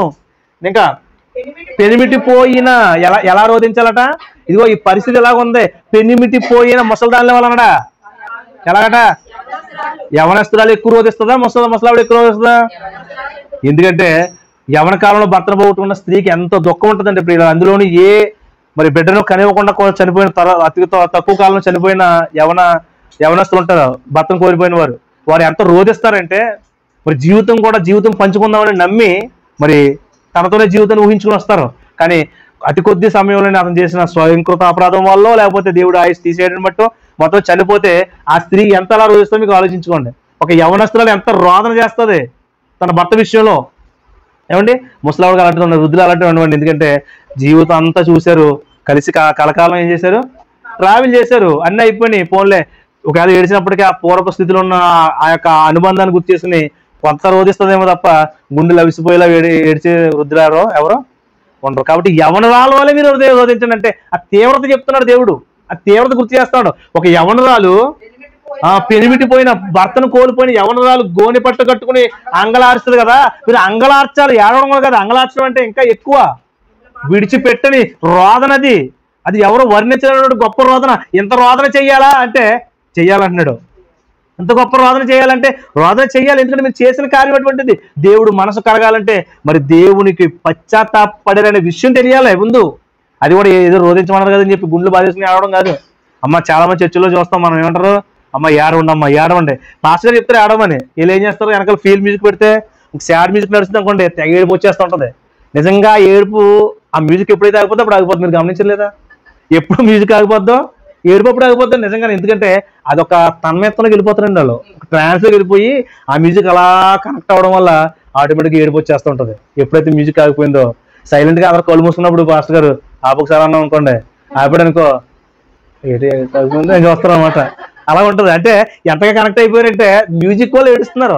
ఆ ఏడుపు కాదమ్మా కావాల్సింది. దేవుడు అలాంటి ఏడుపు కోరుకోవట్లేదు. ఏదో పాస్టర్ గారు ఏడమన్నావు కదని ఏడవడం కాదు. నిజంగా నువ్వు మారు మనసు పొందితే, నిజంగా నువ్వు పశ్చాత్తాపడితే, మరి నీ గదిలోకి వెళ్ళి మోకాళ్ళు నీ తండ్రి నన్ను క్షమించి, నిజంగా నీ ముందు నేను ఒప్పుకుంటున్నాను, నా రహస్య పాపాలు ఒప్పుకుంటున్నాను, నా రహస్య పాపాలు ఒప్పుకుంటున్నాను, నేను ఎవరికి తెలియకుండా పాపం చేసుకొని నీ ఎదురు నేను దాగలేను. ఏ మూల సందులోకి వెళ్ళిపోయినా, ఏ బాట సందులోకి వెళ్ళిపోయినా నేను దాగలేను. కాబట్టి నేను ఒప్పుకుంటున్నాను. నిజంగా అంగలార్చితే ప్రియులారా, నిజంగా పశ్చాత్తాపడితే అది నిజమైన అంగలార్పు. అంటే అలా పడమంటున్నాడు ఇక్కడ. మీరు విషయం అర్థం కావాలి. ఏమండి, మొదటి అధ్యాయం 1 అధ్యాయం నుంచి 2 అధ్యాయం 17 వరకు ఏమంటుంది అనుకుంటున్నారు? ఈ చేస్తున్న హెచ్చరికలు ఉంటాయి. 2వ అధ్యాయం 18 నుంచి 3వ అధ్యాయం ముగింపు వరకు ఏమంటే చెప్పంటారా? దేవుడు రాబోయే రోజుల్లో వాళ్ళకి చేస్తున్న మేలుల గురించి చెప్తాడండి. మీరు చదవలు బాగా, నాకు మీరు చదవరు, మీకు తెలిసిందా? అధ్యాయం సగం నుంచి అంటే 18 నుంచి 3వ అధ్యాయం ముగింపు వరకు దేవుడు ఏం చేయబోతున్నాడు రాబోయే రోజుల్లో రాసింది. ఇక్కడ ఒక ప్రశ్న, మేలు దాచుకునే ఏం చెప్పండి? మేలు దాచిబండియా? దాచిపెట్టాడు. కానీ ఎప్పుడు ఇస్తాడు చెప్పండి? ఎప్పుడు ఇస్తాడు? రోదన చేసి ఇస్తాడు, అంగలారిస్తే ఇస్తాడు, పశ్చాత్తాపడితే ఇస్తాడు, మారు మనసు పొందితే ఇస్తాడు. ఊరకనిస్తాడా దేవుడు? అంటే రాబోయే రోజులు మేలున్నాయి కదని చెప్పి ఖచ్చితంగా అలా ఉన్నాయి కదా అని చెప్పి ఇక్కడ చేసుకుంటూ పోతే ఒప్పుకుంటాడు దేవుడు? అసలు ఒప్పుకోడండి. ఎవడో మారు మనసు పొందితే వాడికే ఇస్తాడు. ఈరోజు మనం కూడా దేవుడి ముందు బయట మనసు ముందు నాటకం ఆడేయచ్చు. అప్పుడు మేము చాలా గొప్ప వాళ్ళండి, భక్తులు అండి. మేము ప్రతి వారం తెల్ల చీర తప్ప వేరే చీర కట్టమండి, తెల్ల బట్టలు తప్ప తెల్ల ప్యాంటు షర్ట్ తప్ప వేరే బట్టలు వేసుకోమండి. మేము ఎంత తెలుపు అంటే అండి, లోన నల్ల హృదయం ఉన్నప్పటికీ, హృదయం అంతా పాపంతో నిండిపోయినప్పటికీ చూపులు బాగోవు, ఆలోచనలు బాగోవు, చేసే పనులు బాగోవు, నోటి మాట బాగోదు, ఇవన్నీ బాగోలేనప్పటికీ మేము ఎంతో గొప్పగా ఉన్నామండి. ఎంత తెల్లగా ఉందండి మా వస్త్రధారణ మాత్రమే తెల్లగా ఉందా? మా హృదయం ఏమో ఎరుపైపోయింది, నలుపైపోయింది, మరి చీకటిగా సాదృశ్యం అయిపోయింది, హృదయం నిండా పాప నింపేసుకున్నాం. అలాంటప్పుడు దేవుడిని ప్రార్థన కాదు కదా, అసలు నీ వైపు చూడదు, ఎవరు అని అడుగుతాడు. అందుకే అక్రమం చేయవాళ్ళరా నా వద్ద నుండి పోండి, మీ హృదయం నిండా ఉన్నది అదే. కాబట్టి నేను మిమ్మల్ని ఎరగనంటాడు. అదేంటి ప్రభువా, ప్రతి వారం మేము చర్చికి వచ్చేవాళ్ళం కదా, వచ్చి ఉండొచ్చు. ప్రతి వారం మేము కానుక ఇచ్చేవాళ్ళం కదా, ఇచ్చి ఉండొచ్చు. ప్రతి వారం మేము స్తుతి పాటలు అసలు మానకుండా క్వైట్ నుండి పాడేవారం కదా, పాడుండొచ్చు. కానీ మీరు ఎవరు రాస్తారు మీరు అని అడుగుతాడు. ఎంత ఆర్తిగా వస్తుంటారు రైలు మాకే. ఇటు ఎంతవరకు బ్రతికింది ఆయన కోసమేనా అనుకున్నాం, ఎంతవరకు బ్రతికింది ఆయన కోసమేనా, అసలు ఆయన కోసమే అనుకున్నాం. కానీ ఆయన కోసం కాదా, ఒక భ్రమలో బ్రతికిస్తామన్నమాట మనం. మత్తులారా మేలుకుని పశ్చాత్తాపడితే, మనం ఎప్పుడైతే మనం పశ్చాత్తాపడితే దాచబడిన ఆ పరలోకం మనకు అనుగ్రహించబడుతుందో, ఇదే విధంగా మనం ఆలోచించగలిగితే వారు కూడా మేలుడు ఇస్తున్నారు తర్వాత. కానీ ఎప్పుడు తెలుసా, వారు గోనె బట్ట కట్టుకోవాలి, వారు తగ్గింపుకు వచ్చేయాలి, వారికి ఉన్న అహంకారం చచ్చిపోవాలి, వారికి ఉన్నటువంటి ఆ దుర్మార్గమైన ఆలోచన విధానం చచ్చిపోవాలి. నా దేవుడే యెహోవాయే దేవుడిని వారు తెలుసుకోవాలి. చూడండి కింద మనం క్వశ్చన్ చూద్దాం. పరిచయం చేయుటకు నైవేద్యమును పానార్పణ యెహోవా మందిలోకి రాకుండా ఏమైపోయినాయట, నిలిచిపోయి. ఎప్పుడు నిలిచిపోయి? ఇవి యోవాషు కాలంలో నిలిచిపోయాయి. లోపల ధర్మశాస్త్ర గ్రంథం మరి ఇవ్వబడినప్పటికీ లోపల యాజకులు ఏమి చేయనివ్వట్లేదు. అతల్య మొత్తం అంతా దేవుని పని కూడా ఆపేసింది, దుర్మార్గపు ప్రభావం కలిగిన పరిపాలన చేస్తుంది. అటువంటి పరిస్థితిలో యెహోవా మందిలోకి రాకుండా ఇవి ఆగిపోయేవి. యెహోవాకు పరిచర్య యాజకులు అంగలార్చున్నారు. పొలములు పాడైపోయిను, భూమి అంగలార్చున్నది, ధాన్యం నశించెను, కొత్త రాక్షసము లేకపోయాను, తైల వృక్షములు వాడిపోయాను, భూమి మీద పైరు చెడిపోయాను, గోధుమ కర్రలు ఎవల కర్రలు చూసి చేజగానులారా సిగ్గును ఉందండి. ఇందుకు ఎలాగైపోయింది ఒకసారి ఆలోచించండి, సిగ్గుపడండి. ద్రాక్ష తోట కాపర్లారా రోదన చేయండి. అందరికీ చెప్తున్నాడు, ఎవరిని విడిచిపెట్టలేదా? ఎవరిని విడిచిపెట్టలేదు అంటే అందరి స్వభావం చెడిపోయింది ప్రియులారా. యథా రాజా తదా ప్రజ. మా రాజా అలాంటి మేము అలాంటి వాళ్ళు అనుకుంటున్నారు. మా రాణి 6 సంవత్సరాలు పరిపాలించింది. బుద్ధి ఉండొద్దండి వీళ్ళకే. ఒక పక్కన హింస పెడుతుంది, ఒక పక్కనేమో క్రూరంగా ప్రవర్తిస్తుంది. అలాగే ఒక పక్కనే అది ఎవరనుకుంటున్నారు, ఒక కన్యురాలికి కుమార్తెగా, ఒక అన్యురాలికి ఒక యూదుడికి పుట్టినటువంటి క్రాస్ బ్రీడింగ్ అంటే నేను ఇది మిశ్రమ సంతానం. అక్రమం కాదు, లేదు సక్రమంగా పెళ్లి చేసుకున్నారు కాబట్టి అక్రమం కాదు. మిశ్రిత జనంలో ఒకరితే అంటే క్రాస్ బ్రీడింగ్. సగం ఎలా ఉంటుంది, సగం ఎలా ఉంటుంది. సగం ఏమో యోధా దేశం మీద రాని అవ్వాలని సగం ఉంటుంది. మా దేవతలు ఎందుకు పూజించడాలో మేము వాళ్ళని విడిచిపెట్టి వచ్చి మా అమ్మ వాళ్ళ మా తాతయ్య వాళ్ళు అది కదా, వాళ్ళ దేవతలు పూజించారు కదా, సీదోని దేవతనే అని కొంత హృదయం పెట్టుకోవడం వల్ల అటు మళ్ళించేసింది దారి మొత్తం. అందుకే దేవుడు ఎంత తెలివైనడు ఏంటంటే ముందు చెప్తాడు, మీరు ఇశ్రాయేలులో తప్ప, మీ గోత్రాల్లో తప్ప బయట వారిని ఎవరిని కూడా మీకు నమస్కారం చేసుకోవద్దురా బాబు అని చెప్పాడు ప్రారంభంలోనే. మనలోనే అందుకే ఇస్సాకు గురించి అబ్రహాం ఎవరిని పంపించాడు, తన దాసుని పంపించాడు. బయట ఎవరిని వద్దు నాయన, ఇల్లు నా బంధువుల్లో ఉంటది, నా సహోదరి దగ్గర లాభం దగ్గర ఉంటాం, బంధువులైన లాభం దగ్గరికి వెళ్ళు, నా కుమారుడు ఒక పెళ్లి కుమార్తెను తీసుకున్నాడు. అక్కడ ఆయన ఉన్న దేశంలో స్త్రీలు లేరా మరి? ఉన్నారు. కానీ తెలివని భక్తులు ఏం చేస్తారంటే దేవుడు మన శరీరంలో అలా చేస్తాడండి. అందుకే అన్నాడు, ఇదిగో నా స్వజనంలోనే నాకు పిల్లని తీసుకురా. మాటకు లోబడ్డాడు ఇస్సాకు కూడా. ఎవరిని ఆశించలేదు, కానీ ఎవరు తండ్రి తీసుకొస్తే ఆమెనే పెళ్లి చేసుకున్నాడు. తలంచాడు తండ్రికి. ఏకపత్ని పురుషుడండి. నిజంగా ఎంత గొప్పదంటే రెబ్గాన్ తప్ప ఇంకెవరినే చూడలేదు. చాలా గొప్పవాడు కదండి ఇస్సాకు. అలాంటి భక్తుల చరిత్ర మనం చదువుతున్నప్పుడు ఒక ఎంత ఎనర్జీ వస్తుంది మనకి. సో అంటే స్వజనంలో చేసుకున్నాడు దేవుడు, స్వజనంలో చేసుకున్నాడు. మరి ఈ అహాబ్ అన్నవాడు ఎక్కడ చేసుకున్నాడు? ఆ ఇశ్రాయేలు ఎవరు లేరన్నట్టుగా వెళ్ళి సీదోని చేసుకున్నాడు. దానికి పుట్టిన ఈ అతల్య కూడా ఎంతో దుర్మార్గాలుగా ప్రవర్తించింది. అయినప్పటికీ ఈ యోధా ప్రజలు కూడా బుద్ధి లేని వారుగా మరి ఉన్నారు. కాబట్టి ఇక్కడ అందరికీ చెప్తున్నాడు, రోదనం చేయండి. ద్రాక్ష చెట్లు చెడిపోయినాయి, అంజరపు చెట్లు వాడిపోయినాయి, దానిమ్మ చెట్లు, ఈత చెట్లు, జల్లర చెట్లు, తోటలన్నీ చెట్లన్నీ వాడిపోయిన నరులకు సంతోషమేమీ లేకపోయాను. యాజకులారా గోనె పట్టు కట్టుకుని అంగలార్చండి, బలిపీఠం ఉన్నత పరిచర్య చేయి వారులారా రోదనం చేయండి, నా దేవుని పరిచారకులారా గోనె పట్ట వేసుకుని రాత్రి అంతా గడపండి దేవుని సన్నిధిలో. నైవేద్యమును పానార్పణ దేవుని సన్నిధి రాకుండా నిలిచిపోయి ఉపవాస దినము ప్రతిష్ఠించండి, వ్రత దినం ఏర్పరచండి. యెహోవాను ఏం చేయాలంటమ్మా? బతిమాలుకోవాలా? ఎస్, బతిమాలుకోవాలి. ఎందుకంటే తప్పు చేసేది కూడా బతిమాలుకోవాలి. ఏమంటే భార్య భర్తల దగ్గర కూడా అందంగా కొనసాగుతున్నప్పుడు ఏదో చిన్న మనస్పర్ధ వచ్చింది అనుకోండి, భర్త తప్పు ఉండొచ్చు, అది భార్య తప్పు ఉండొచ్చు. తప్పు చేసిన భర్త భార్యని ఏం చేస్తాడు? బతిమాలుకుని. ఎందుకంటే అక్కడ వరకు అందంగా సాగుతున్న కాపురాన్ని ఏం చేశాడు? కూల్చుకున్నాడు. ఏదో అక్రమ సంబంధం కావచ్చు, లేకపోతే ఏదో పేకాడు కావచ్చు, తావుడు కావచ్చు, జోదం కావచ్చు, ఏదైనా కానివ్వండి, ఏదో తన భార్యకి ఇష్టం లేని పని తన వైపు తప్పు ఉంది. సో ఏం చేయాలి ఇప్పుడు? భార్యను బ్రతిమాలాలి. అలాగే భర్తను కూడా ఏం చేయాలి? తప్పు చేసింది తిరిగి బతిమాలుకోవాలి. తెలియకుండా ఏదో కొనేసింది, 10 ఏళ్ళ చీర కొనేసింది అనుకోండి, ఆ 10 ఏళ్ళు ఉన్నాయి ఇంట్లోనే, ఏమవుద్ది? కోపం వస్తుంది, కొడతాడు కూడా. అవసరమైతే పరిస్థితులు తెలిసి కూడా ఎందుకు వెళ్ళండి, పొరపాటు పని చేస్తాం, కొట్టచ్చు, కొట్టే అవకాశం ఉంది. అప్పుడు ఏం చేయాలి? అంటే క్షమించండి, తప్పు అయిపోయింది, ఎప్పుడు చేయను. ఏదో ఆశ, నేత్రాశ, ఆ చీర కావాలనిపించింది. ఆన్లైన్లో అన్ని చూస్తున్నాడు. అన్నీ ఆన్లైన్లే కదా, అన్ని సైట్లో మీషో అంటారు, మాసో అంటారు, ఇంకొకరు షో అంటారు. ఈ షోలన్నీ చూసేటప్పటికి ఏదో కొనాలని ఆశ. అలా ఫ్రీగా కళ్ళు ముద్దు పెట్టేటప్పటికి ఏదో ఒకటి. మన డిమార్ట్కి వెళ్తామా? మాటలు వెళ్ళినప్పుడు ఎంత చేద్దామని వెళ్తాం? నేను చెప్పండి. అయ్యో రేపు వెయ్యి నీకు దాటనండి, వచ్చేవాడికి 5,000 అండి. ఎలా వచ్చినాయండి? నేత్రాశ అండి, నేత్రాశ అండి. కనిపించి నీకు అవసరమన్నీ కూడా కళ్ళు ముందు పెడితే ఏమైంది? ఇదే అండి, తక్కువేనంటండి. అదే అండి, చినికి చినికి చినికి ఏమైంది? గాలి అని అయింది. చినికి చినికి ఏమవుద్ది? వరద అవుద్ది, అంతే కదా.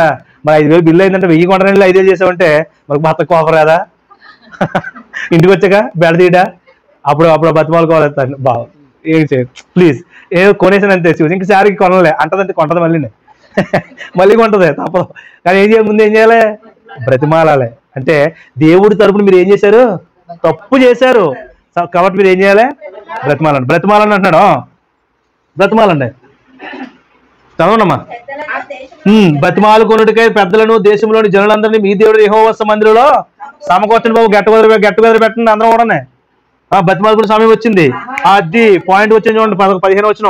ఆహా, యెహోవా దినం వచ్చినే, అది ఎంత భయంకరమైన దినము!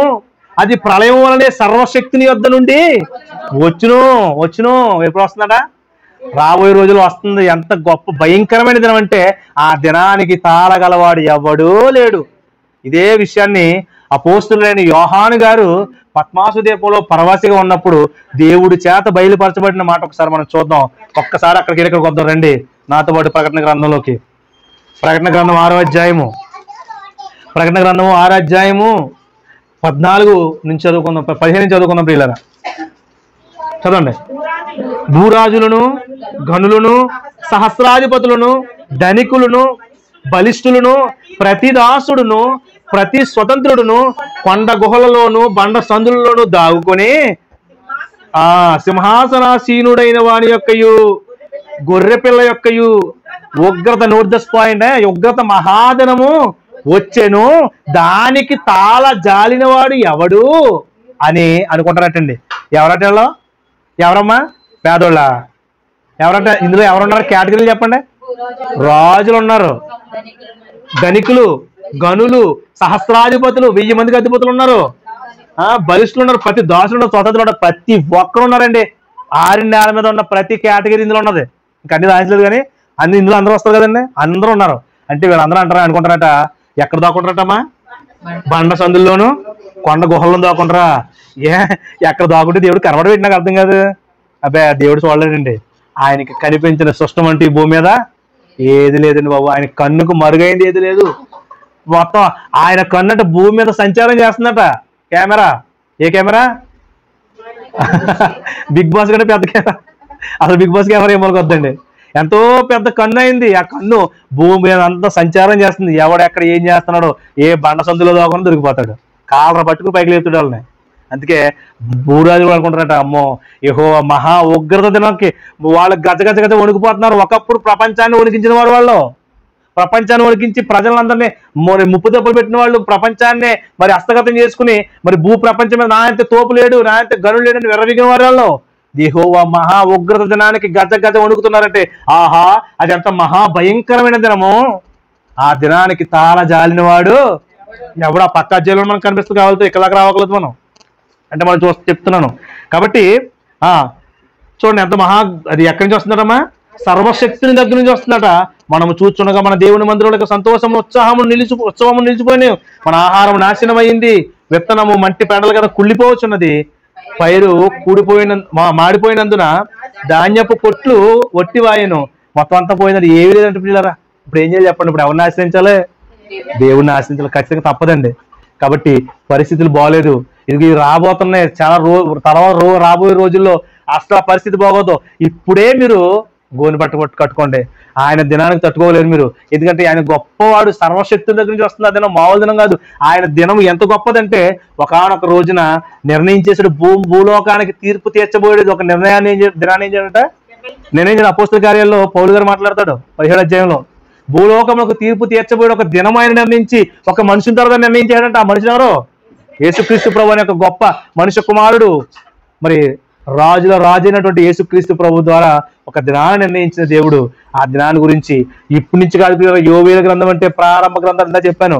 ప్రారంభం నుంచి ప్రవక్త గ్రంథాలు లిఖించబడక ముందు నుంచి రాయించి పెట్టాడు. ఎందుకంటే ఈరోజు మనకు కూడా భయం ఉండాలి, మనకు కూడా భయం ఉండాలనే పూర్వకాలం దినం నుంచి కూడా ఆయన దినం గురించి చెప్తున్నాడు.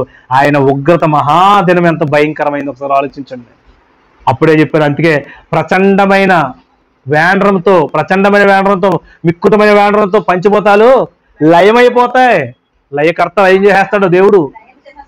సృష్టించిన వాడు ఆయనే, మన పంచభూతాలు మనకు అందరికి ఇచ్చిన వాడు ఆయనే దాన్ని ఏం చేస్తాడు, లయం చేసేసి భూమిని మడతెట్టి ఉత్తరంలో పెట్టి పక్కన పెడతాడంటండి. ఎబ్రి గ్రంథకర్త రాశాడు కదా, భూమిని మడతెడతాడా? ఎస్, మడతెడతాడు. మడత పెట్టి లెటర్లో పెట్టి పక్కన పెడతాడు, ఉత్తరం పెట్టినట్టు మరిచేస్తాడంటండి. అంటే ఎంత భయం ఉండాలి చెప్పండి. ఇందులో మనం అందరం ఉంటామండి. భూమి మడతెడితేనే ఎక్కడ దాక్కుంటా వెళ్ళి స్పేస్ దాకుండా పెట్టి ఎక్కడ దాకుండా అందులోకి వస్తాం, ఆయన మడతలోకి వస్తాం. మళ్ళీ మడతపెడిపోతాం రోజు మనకు భయం లేకపోతే. సో ఇక్కడ యూదులకు చెప్తున్నాడు, యోధా వారికి చెప్తున్నాడు. అందుకే యోధా దేశ పెద్దలారా జాగ్రత్తగా ఉండండి, గోనె పట్ట కట్టుకోండి అని చెప్పి ఇదంతా చెప్తూ చూడండి. 2వ అధ్యాయము ఇంకొక ఇంపార్టెంట్ వచ్చి చదవండి. మీ అన్ని చదవట్లేదు, మరి టైం సరిపోదు. 2వ అధ్యాయం 11వ వచనం చదవండమ్మా. యెహోవా తన సైన్యమును నడిపించుచు ఉరుములే గర్జించున్నాడు. ఆయన దండు బహు గొప్పదై ఉన్నది, ఆయన ఆజ్ఞలు నెరవేర్చుముంది బలము గలది. యెహోవా దినము బహు భయంకరము, దానికి తాళగలవాడెవడు. మరొకసారి మెన్షన్ చేశాడు, మరొకసారి గుర్తు చేస్తున్నాడు వాళ్ళకే. దినముందు నాయన జాగ్రత్త జాగ్రత్త జాగ్రత్త, ఆయన దినము తాళగలవాడు ఎవడు. ఇప్పుడైనను అన్నాడు. ఇప్పుడు దాకా ఎలాగలేదా? లేదండి. ఇప్పుడు దాకా ఎలాగలేదా? లేదండి. మన బ్రతుకులు ఇప్పుడు మార్పు లేదా? లేదండి. అంటే యోగా గారు పాదనాబంధం కదండి, మనకు కాదని అనుకుంటున్నాం. ఎన్నో విషయాలు ఉంటాయండి. ఇప్పుడైనా మీరు ఏం చేయాలి? ఉపవాసం ఉండండి. మరి మనప్పుడు ఉపవాసం అంటే మనం ఏం చేయాలి? ఓ పూట అన్నం వండుకోవడం మానేలా, 2 గ్లాసులు బియ్యం కలిసి వస్తాయి, అలా చేయాలా? అదా ఉపవాసం అంటే? నువ్వు ఆకలికి తట్టుకునైనా దేవుడి ముందు మోకరిల్లి ఆ హృదయాన్ని చింపుకొని దేవునితో సమాధాన పడడం ఉపవాసం. ప్రియులారా, ఉపవాసాన్ని కొన్ని అర్థం మార్చేసాడు దేవుడు. యెషయా రాయించాడు, మీరు కడుపు చించుకుని లేకపోతే మీరు భోజనం మానేస్తే ఆ ఉపవాసం నాకు ఇష్టమైంది కాదు. ఉపవాసానికి అర్థం మార్చేశాడు. ఏంటో తెలుసా? దేవుని పని నిమిత్తం ఎప్పుడైతే నువ్వు పస్తూ ఉంటావో అదే నిజమైన ఉపవాసం. అంటే కాడిమాను రోకులను విరుచుటయు బంధకాలను వాడిని విడిపించుటయు, ఇదే కదా నిజమైన ఉపవాసం అన్నాడు. నిజమే. అంటే దేవుడు సంకల్పాన్ని నెరవేర్చే పనిలో ఇప్పుడు మనం ఉన్నాం. ప్రియులారా, భోజనం అయిపోయింది. ఉపవాసం గురించి చెప్తున్నా, చిన్న మాట చెప్పాలి, వెళ్ళిపోదాం. మనం ఉపవాసం గురించి వచ్చింది కాబట్టి. భోజనం అయిపోయింది. ఎంత అయింది అక్కడ? గట్టిగానే కట్టుకుంది. అయితే 1 గంట అయిపోయింది. ఇప్పుడు భోజనాలు చేసే టైము. ఇంకా నేను అరగంట చెప్పినా కూడా ఎంత అవుద్ది? 2 అవుద్ది. 2 అయినా కానీ మీరు ఏం చేస్తున్నారు? వింటున్నారు. ఇంకా గంట చెప్పాను, 3 అయిపోయింది, ఇంకా వింటున్నారు. ఇలా మీ ఆకలి వేస్తుందా? వేస్తుంది. శరీరానికి ఆకలి వేస్తుంది. హృదయం తృప్తిగా ఉన్నప్పటికీ శరీరానికి ఏమేస్తుంది? ఆకలి వేస్తుంది. ఎప్పుడైతే ఆ ఆకలిని మీరు చంపుకొని దేవుని వాక్యం వినడానికి కూర్చున్న చూసి 2 గంటలు ఎక్స్ట్రా, ఈ 2 గంటలు మీరు ఉపవాసం ఉన్నట్టు అర్థం చేసుకోండి. అంటే ఇదే నిజమైన ఉపవాసం. అలాగే నేను కూడా మీ ఆత్మను రక్షించడానికి దేవుని చేత ఎన్నుకొనబడి నిలబడి నేను దేవుని మాటలు మీకు బోధిస్తూ ఆ ఆకలిని కూడా తట్టుకుని 2 గంటల నుంచి నిలబడి మాట్లాడతానంటే ఇది కదా నిజమైన ఉపవాసం. అంటే అర్థం చేసుకోండి. ఇలాంటి ఉపవాసాలు కోరుకున్నాడు దేవుడు. ఎందుకంటే ఒక పూట అన్నం మానేస్తే దేవుడు మనకు కరుణిస్తాడేమో అనుకునేది ఉపవాసం కాదురా నాయన. చాలాసార్లు అలాగే చేశారు ఈ పాత నిబంధనలో. ఇశ్రాయేలు నా ప్రజలు అనేవారు అలాగే చేశారు. కానీ అది కాదు నిజమైన ఉపవాసం. అంటే ఇది కదా నిజమైన ఉపవాసం. నా కుమారుడు వచ్చాడు, ఆయన రక్షణను ప్రకటించండి, ఆయన కీర్తిని, ఆయన యొక్క త్యాగాన్ని ప్రకటించండి. నిజంగా ప్రకటించి ఆ సందర్భంలో మీరు ఒకవేళ తినడానికి లేకపోతే అదే నిజమైన ఉపవాసం అన్నాడండి. వీళ్ళు అంటున్నారు ఇప్పుడైనా ఉపవాసం ఉండండి అంటే మనకు కూడా చెప్తున్నాడు ఇప్పుడైనా ఉపవాసం. ఎంతవరకు మార్పు లేదా? మార్పు కలిగి జీవించు. మారు మనసు లేదా? దేవునితో మారు మనసు పొందానండి. ఒక దొంగ బాప్తిస్మం అంట నేనైతేనే. ఎందుకంటే మారు మనసు కూడా చాలా మంది బాప్తిస్మం తీసుకుంటారండి. ఎందుకంటే ఇంట్లో గొడవలు పడలేక, భర్త గొడవ పడలేక, భార్య గొడవ పడలేక, ఇంట్లో ప్రజలు పడలేక, పిల్లలు ఇలా చాలా మంది బాప్తిస్మం తీసుకుంటారు. మరి నిజమైన మారు మనసు పొందితేనే బాప్తిస్మం తీసుకోవాలండి. అప్పుడు నిజమైన ఉపవాసం. అది నిజమైన మారు మనసు పొంది ఉపవాసం అనేది హృదయంలో కలగాలి ప్రియులారా. అటువంటి ఉపవాసాలు ఉండి ఏం చేయాలట? కన్నీరు విడవాలి, దుఃఖించాలి మనఃపూర్వకంగా. చూసారా ఏమంటున్నాడు? నరులారా తిరిగి రండి, ఇష్టపూర్వకంగా వెళ్ళాలి ప్రియులారా. ఇందులో ఇంకొక అర్థం ఏంటి చెప్పంటారా? మనం మరణించినా కూడా మనం వెళ్ళగలరు దేవుని దగ్గరికి ఇష్టపూర్వకంగా వెళ్ళాలి. మన మరణం మనకి ఇష్టమైందే ఉండాలండి. అశుభం కాదు, అపశకనం కాదు. చాలా చెప్పాను మీకు. ఈ మాట అశుభం కాదు. ఇదేంటండి చావు కోరుతున్నారు? ఎస్, కోరుకోవయ్యా చావు. ఆ చావు అనే మాట నీకు దేవుడి దగ్గరికి చేర్చేది అయితే అది ఒక వరం కాదా? నన్ను అడిగితే మన తండ్రి దగ్గరికి మనం చేర్చేది చావే అయితే అది మనకు వరం కాదా చెప్పండి? నిజంగా ఎంత గొప్ప విషయం. కన్నీరు విడిచి మనఃపూర్వకంగా రండి మన దగ్గరికి, రండి నా దగ్గరికి, తిరిగి నా యొద్దకు రండి అంటాడు. అంటే వస్తే ఏంటట? ఇదే యెహోవాకు వస్తే ఏముందట? ఆయన ఎలాంటి వాడట? మీ దేవుడైన యెహోవా, మీ తండ్రి అయిన దేవుడు యెహోవా కరుణా వాత్స్యములు గలవాడును, శాంతమూర్తియు, అత్యంత కృపగలవాడునై ఉండి తాను చేయనుద్దేశించిన కీడు చేయక పశ్చాత్తాపడును గనుక మీ వస్త్రమును గాక. అతలే ఏం చింపుకుందామందాక? వస్త్రాలు చింపుకుంది. ఏం చింపుకోవాలమ్మా? ఇదిగో ప్రవక్త అదే ప్రవచిస్తున్నాడు. వస్త్రాలు కదా మాత్రమే చింపుకోవాల్సింది. ఇప్పటికైనా మారు. వస్త్రం కాదు, హృదయాన్ని చింపుకో. నీ దేవుడు ఎలాంటి వాడు అంటే అత్యంత కృప గలవాడు, కరుణా వాత్సల్యత కలిగిన వాడు, దీర్ఘశాంతుడు, శాంతమూర్తి, ప్రేమ కలిగిన వాడు, ఇటువంటి అనురాగ సంపన్నుడు. ఇటువంటి పేర్లు ఏమైనా ఎన్నుంటాయని పెట్టి ఆయనకి ఆయన నుంచి వచ్చినాయి అన్ని కూడా ఉన్నాయి. పెట్టు. కాబట్టి అలా ఉంటే ఒకవేళ ఆయన మనసు తిప్పుకుని పశ్చాత్తాపడి మీ దేవుడని యెహోవాకు తగిన నైవేద్యమును ప్రాణార్పణను మీకు దీవెనగా అనుగ్రహిస్తాడు. అనుగ్రహింపడని ఎవడు చెప్పగలడు? ఎవడని చెప్పగలరా? ఎందుకంటే అనుగ్రహించేది ఆయన. ఎవడండి కాదని చెప్పేది? ఒకడు వచ్చి ఆయన కాబట్టి ఏం చేయకండి, ఆయన ఇస్తాడు ఎవడో అని డౌట్ అనుకో. అలా చెప్పేవాడు లేడు. ఎందుకంటే సమస్తము సాధ్యం ఆయనకి. దేవుని నామానికి మహిమ కలుగును గాక. ప్రియమైన దేవుని వల్ల ఆలోచించండి. సమస్తాన్ని చేసిన సృష్టికర్త ఎంత గొప్పవాడో మనం ఆలోచిస్తున్నాం. ఇటువంటి ఉపవాస దినం ఉంటే దేవుడు తన మనసు తిప్పుకుని ఈరోజు మన ఎందుకు కూడా కనికర పడితే అవకాశం ఉంది. ఎందుకంటే ఆయన ప్రేమే ఆయనకు పెద్ద వీక్నెస్. మనం ఎప్పుడైతే కన్నీళ్ళు ఇస్తామో, ఎప్పుడైతే మోకరిస్తామో ఆయన ముందు, ఆయన ఏం చేస్తే వెంటనే కరిగిపోతాడండి. అది ఆయన ఉన్న బలహీనత అంటా నేనైతే. చాలా నిజంగా మనం ఎప్పుడైతే కన్నీళ్ళు విడుస్తామో, అమ్మో నా కుమారు ఏడు చేస్తున్నా, కుమారు ఏడు చేస్తున్నాడు, రామని చేతులు చెప్పి మళ్ళీ పిలుస్తున్నాడు మనల్ని. అందుకే రండి, తిరిగి రండి, మనతో వివాదం తీసుకుని యెషయా మన చదివితే అర్థమవుద్ది. రండి మనతో వివాదం తీసుకుని, నీకు మాకు ఏ గొడవ వద్దు, సమాధాన పడిపోదాం, వచ్చేయండి అమ్మంటాడు. వచ్చేయండి, మనందరం కూడా ఏం చేద్దాం, సమాధాన పడిపోదాం. మీ రక్తాలు కెంపు వల్ల ఎర్రగా ఉన్నా కానీ నేను అట్లా ఏం చేస్తాను, హిమము వల్ల తెల్లగా చేసేస్తాను. బా ఎంత ప్రేమ అండి బాబు. ఈ సోపుతో కడిగేస్తాను అంటాడండి. మనం వాడే సోపులు పనిచేయడానికి. ఈ సోప్ అంటే దేవుడు మాత్రమే కడగలిగినటువంటి ఒక మరి మంచి ప్రేమది నిజంగా. రండి, మీ పాపాలు ఎంత ఎరుపెక్కిపోయినా రండి నా దగ్గరికి వచ్చిన మోకరించి నిజమైన మారు మనసు పొందండి, అన్ని కడిగేస్తాను. రండి వివాదం తీసుకుందాం. మీకు నాకు వివాదాలు వద్దు, సమాధానం పడదు. ఎందుకంటే మనం బయట వాళ్ళం కాదు కదా. ఎవరు మనం? తండ్రి కొడుకులు. బయట వాళ్ళం కాదు మనం. బయట ఎవడో ఒకడు ఉన్నాడు, అపవాది గారు ఉన్నాడు, వాడికి మనకు సంబంధం ఏంటి? వాడి దగ్గర ఎందుకు వెళ్తున్నారు మీరు? నేను మీ తండ్రిని కదా. మీరు మారు మనసు పొందండి, వాడిని విడిచిపెట్టిన దగ్గర రండి. ఏం చేస్తాను నేను? మీకు మంచి జీవితాన్ని ఇస్తాను, నా ప్రేమను చూపిస్తాను అని అంటున్నాడు. దీన్ని కాదని ఎవడు చెప్పగలడు? చెప్పలేడు. కాబట్టి 17వ వచనం చదువుకుని ముగించుకుందాం. చూడండి. సియోనులో బాకాబూదుడి, ఉపవాస దినము ప్రతిష్ఠించుడి, వ్రత దినము నియమించి ప్రకటించండి, జనులను సమకూర్చండి, సమాజ కూటము ప్రతిష్ఠించండి, పెద్దలను పిలువనంపించండి, చిన్నవారి స్తన్యపానము చేయు బిడ్డలను, చిన్నలు కూడా వదలొద్దండి, స్తన్యపానం చేయు బిడ్డలను తోడుకునండి, పెండ్లి కుమారులను అంతఃపురంలో నుండి, పెళ్లి కుమారుడు గది నుండి రావాలి. లేదండి నువ్వు పెళ్లి చేసుకుంటున్నావండి, ఇప్పుడు పని అవదంటే కుదరదమ్మా. పెళ్లి రోజు అండి మాది. పెళ్లి రోజా? నువ్వు పశ్చాత్తాపడవా? రేపు పడతానండి. మరి యెహోవాదని మీరు వచ్చేస్తాను, రేపు ఏం చేస్తాను? నువ్వు ఏమైనా చేయడం ఉండాలి కదా, ఏమైనా చేయడానికి. రేపు ఏమైనా చేయాలంటే ఈరోజు ఉండాలి కదా. నీ పెళ్లి తర్వాత చేసుకొచ్చి బతికిపోవంటే, నీ పెళ్లి నీ చావుకు వచ్చింది. ఇప్పుడు ఏమంటారు? నీ పెళ్లి నా చావుకు వచ్చింది అంటారు. ఇప్పుడు వీళ్ళ పెళ్లి ఎలా చావుకు వచ్చినట్టు ఉందంటే, వీళ్ళ పెళ్లి నా పెళ్లి కుమారుడు ఎక్కడి నుంచి రావాలట? అంతఃపురం నుంచి రావాలి, తప్పదు. పెళ్లి కుమార్తె గదిలో నుంచి రావాలి. యెహోవాకు పరిచయం చేయ యాజకులు మంటపమునకు బలిపీఠం మధ్య నిలబడి కన్నీరు విడిచుచు యెహోవాతో ఈ మాటలు చెప్పాలంటే ఏం చెప్పాలట? యెహోవా, చదవండి ఇలా చదవండి. ఇగో యెహోవా నీ జనుల జారి చేసుకుని అన్యజనులు వారి మీద ప్రభుత్వం చేయనట్లు వారిని అవమానంగా అప్పగించొద్దు తండ్రి. మమ్మల్ని నీ పిల్లలుగా అనుకున్నావు కదా, ఇంతవరకు మీ పిల్లలుగా మమ్మల్ని కొనసాగించే కదా. ఎవడో ఒక అన్యుడు వచ్చి మమ్మల్ని పరిపాలిస్తుంటే నీకు అవమానంగా, మాకు అవమానం కదా. ఎంత చిన్నదా తగ్గింపు చూడండి పిల్లలకి, ఎంత చిన్నదనమో చూడండి. మరి తప్పు చేయడం ఉండదు. అది ఎవడో అన్యుడు వచ్చి మమ్మల్ని పరిపాలిస్తాక దేవుడు మమ్మల్ని అప్పగించేస్తాడు అంతవరకు మనం తెచ్చుకోకూడదన్న ఇంగిత జ్ఞానం వాళ్ళకి ఉండాలి కదా ముందే. మరి అటువంటి లేదు, ఇప్పుడు బాధపడతారంట. అలా అన్నమాట. లేని ఎడల అన్యజనులు వారు దేవుడు ఏమాయను అని అనుకుంటారు కదా. ఇప్పుడు దాకా పెద్ద ప్రగల్భాలు పలికారు, మాకు దేవుడు ఉన్నాడని చెప్పారు, మాకు యెహోవా దేవుడు అని చెప్పారు, ఎన్ని గొప్పలు చెప్పుకున్నారు కదా మీరు. మీ దేవుడు ఏమైపోయాడని చెప్పి అవమానపరచండి. అలా వేడుకోవాలంటండి. ఇలా వద్దు తండ్రి. మోషే కూడా ఒకనొక సమయంలో మరి ఆ సీనాయి పర్వతం నుంచి వస్తున్నప్పుడు కింద దోణ చేసుకుంటే తీసేస్తాను, సిరగ వచ్చేస్తుంది అన్నాడు దేవుడు.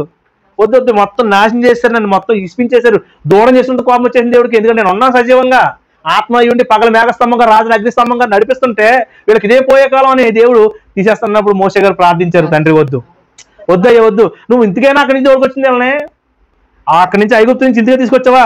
జనం ఏమంటారో తెలుసా, అక్కడ ఐగుప్తు ఏమంటారో తెలుసా, అంటే అక్కడ సమాధులు లేవని అక్కడ చంపేసి ఇక్కడ తీసుకొచ్చి చంపేసాడని నిన్ను అనుకోరో. దేవుడు కూడా ఆలోచన చెప్తున్నారు చూడండి మోషే గారు. అండి భక్తులు ఆలోచన విధానం అలా ఉంటుంది పిల్లలు. కాబట్టి అంటున్నాడు, ఇదిగో ఇలా అనుకుంటారు నాయన, నీకు అవమానం రావడం నాకు ఇష్టం లేదు, ఒకవేళ చంపేసినట్టు నేను చంపే ముందు, నన్ను తీసేనా, నీ జీవగ్రంథం నుంచి నా పేరు తుడిచే ముందు అని మోషే గారు దేవుని బతిమాలుకున్నట్టుగా మనం చూస్తాం పిల్లలు కదండి. కాబట్టి ఇక్కడ దేవుణ్ణి మరి బ్రతిమాలుకోవాలి. అందుకే అంటున్నాడు, ఆ అవమానం అన్యజనుల్లో దేవుడు నామానికే అవమానం కలిగించకూడదు. ఆ రోజు వాళ్ళైనా ఈ రోజు మనమైనా ప్రతిదానికి కనెక్ట్ చేసుకుని చూసుకోండి పిల్లరా. అక్కడ ఆ జీవితం కనెక్ట్ చేయండి, ఆ జీవితానికి సాదృశ్యంగా నేనున్న ఇశ్రాయేల్ క్రైస్తవ జీవితాలను రెండు దగ్గర పెట్టుకుని వేరే చేసుకుంటూ వాళ్ళ జీవితాలు మన జీవితాలు, వాళ్ళ జీవితాలు ప్రతి వచనం ఏదో చరిత్ర వెంటాకులతో కథ చెప్తే వెంటాక వచ్చిన కాదు. మనం దీని ద్వారా మన చరిత్ర నేర్చుకుంటున్నాం. ఎట్ ద సేమ్ టైం మనం ఇంకో విషయం నేర్చుకుంటున్నాం. మన జీవితాల్లో ఉన్న లోటుపాట్లు సరిదిద్దుకుంటూనే ఒక పక్కన చరిత్ర నేర్చుకుంటున్నాం. ఎవరు ఎలాంటి వారు, ఎవరు ఎలాగ ఉన్నారు, ఎవరి ద్వారా ఈ దేవుడు ఏ కార్యాలు చేయించాడు అనే విషయాలు నేర్చుకుంటూనే మన జీవితాలు సరి చేసుకునే కార్యక్రమంలో ఈ భాగంగానే ఇవన్నీ మనం పెట్టుకుంటున్నాం పిల్లరా. కాబట్టి ఎప్పటివరకన్నా మీ అందరూ కూడా మరి దేవుని చిత్తం అయితే మరి వీలుంటే మాట్లాడుకోవచ్చు, లేకపోతే లేదు. మరి అయిపోయింది కదా ఈ 2 అధ్యాయాల్లో ఇంత విషయం జరిగింది. మరి 3 అధ్యాయాలు ఏముంది అంటే 18 వచ్చి నుంచి ముగింపు వరకు ఏముంది, దేవుడు వారికి చేస్తానన్న మేలు దాగున్నాయి. ఈ విషయాలు మీకు చదువుకున్నా అర్థమవుతాయి. ఎప్పుడు అనే విషయం మీకు అర్థం కావాలి. వీళ్ళు అన్ని చేసిన తర్వాత అండి ఇవన్నీ వర్తిస్తాయి. ఒక విషయం అండి, ఒక విషయం చెప్తాను. నీ రాకపోకలైంది యెహోవా నీకు తోడండి. ఎవరు రాసుకుంటారు ఇది? ప్రతి వెహికల్ ఉన్నప్పుడు ప్రతి ఒక్కరు రాసుకుంటారు. బస్సు మీద, బండి మీద, ఆటో మీద అందరూ రాసుకుంటారు. యెహోవా నా కాపరి. ఎవరు రాసుకుంటారు? ప్రతి క్రైస్తవుడు రాసుకుంటాడు. యెహోవా ఎవరికి కాపరే? అందరికి కాపరే. అవునా? అసలు ముఖ్యంగా ఎవరికి కాపరే అంటే యెహోవా కాపరే, నీ కాపరే, నీకు లేం కలగదు, ఈ విషయాలు చెప్తారు కదా. అంతకు ముందు చదవరు ఎవరన్నా. ఎవరంటే ఎవరైతే ఆయన ఎందుకు భయభక్తులు కలిగి ఉంటారో వాళ్ళకి యెహోవా కాపరి. ఈ విషయం మర్చిపోతారు. యెహోవా కాపరు అందరు కాపరా? కాపుదలు ఉంది, నేచురల్గా ఉన్నది. కానీ మరీ తీవ్రమైన పరిస్థితులు ఎవరు కాపాడతారండి? ఎవరిని కాపాడతారు దేవుడు? ఎవరైతే ఆయన్ని ప్రేమిస్తాడో అతను నేను తప్పిస్తాను. 90 కీర్తనలు ఉంది. నన్ను ప్రేమించున్నాడు కాబట్టి నేను అతన్ని తప్పిస్తాను. అది అసలైన వాడు. యెహోవా నా కాపరి. అందరూ యెహోవా కాపరి రాసుకోవడమే. యెహోవా యందు భయభక్తులు కలిగిన వారికి మాత్రమే కాపరి ఆయన. అలాగనే ఉన్నవాళ్ళు వదిలేశాడంటే వదలలేదు. కానీ అది మంచి పాయింట్. మరి ఖచ్చితంగా నా కుమారుడు ఒక ఐడెంటిఫై నీకు ఉంటాడు, గుర్తింపు నీకు వస్తాడు. అప్పుడు రాసుకో యెహోవా నా కాపరి అని. అలాగే ఈరోజు మేలులు ఉన్నాయి. తర్వాత మేలు కూడా చెప్పించేసాడు. ఎందుకంటే కేవలం వదిలిపెట్టలేదు, మిమ్మల్ని విడిచిపెట్టట్లేదు.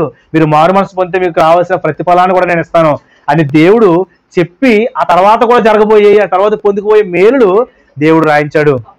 మీరు అది చదువుకోండి, ఇంకా మీరు విడిచిపెట్టేస్తున్నాను.